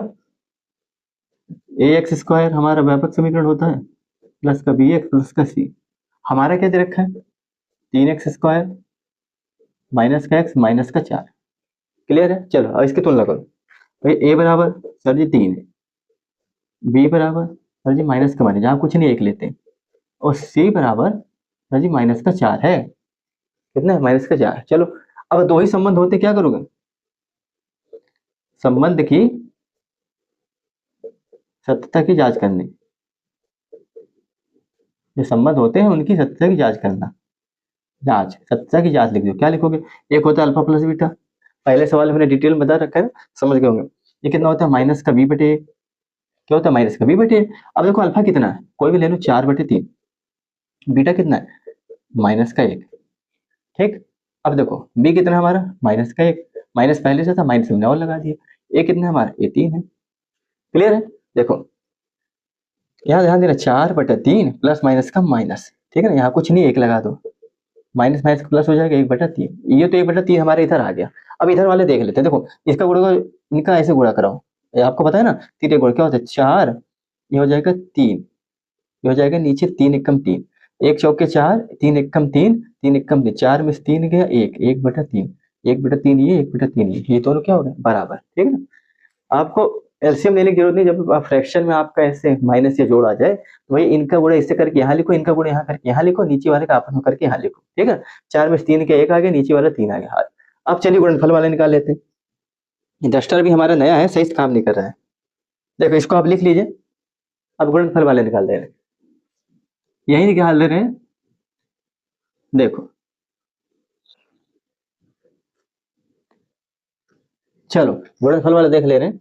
एक ही तो बचा है, अब दूसरा क्या होता है alpha into beta, alpha into beta कितना होता है 80/a। अल्फा कितना 4/3, अब बीटा कितना -1, और सी कितना हमारा आप ही बताओ जी -4। ए कितना हमारा 3 है, ठीक है ना। ये 4 एकम 4 और 3 -3 -3, लो भैया बराबर क्या लिखोगे, बाया पक्ष बराबर दाया पक्ष, ठीक है ना। क्लियर, ठीक है। आई होप आपको समझ में आया होगा। प्रश्न नंबर 2.2 के आप में 2 सवाल, एक प्रश्न नंबर 1 है, प्रश्न नंबर 2 है। प्रश्न नंबर 1 में 6 सवाल है, हमने आपके 6 सवाल पूरे करा दिए। प्रश्न नंबर 2 में भी आपके 6 सवाल है, वो 6 सवाल आपको हम कल कराएंगे। उसमें आपको क्या दिया गया, आपको बहुपद के शून्यकों का योगफल और शून्यकों का गुणनफल आपको दिया होगा। इस बार आपको क्या करना है, इसका रिवर्स करना है। अभी तक आपको बहुपद दिया होता था और आपको शून्य निकालना पड़ता था और सत्यता की जांच करनी पड़ती थी, भैया उनका योगफल और गुणनफल के बीच क्या कॉम्बिनेशन होता है, मतलब शून्य और गुणनफल के बीच में क्या कॉम्बिनेशन होता है। 2 तरह के कॉम्बिनेशन होते हैं, एक योगफल का होता है, एक गुणनफल का होता है। इस बार इसका उल्टा दिया रहेगा। प्रश्नावली 2.2 के जो प्रश्न नंबर 2 के 6 सवाल है, इसमें ये दिया होगा आपको उल्टा।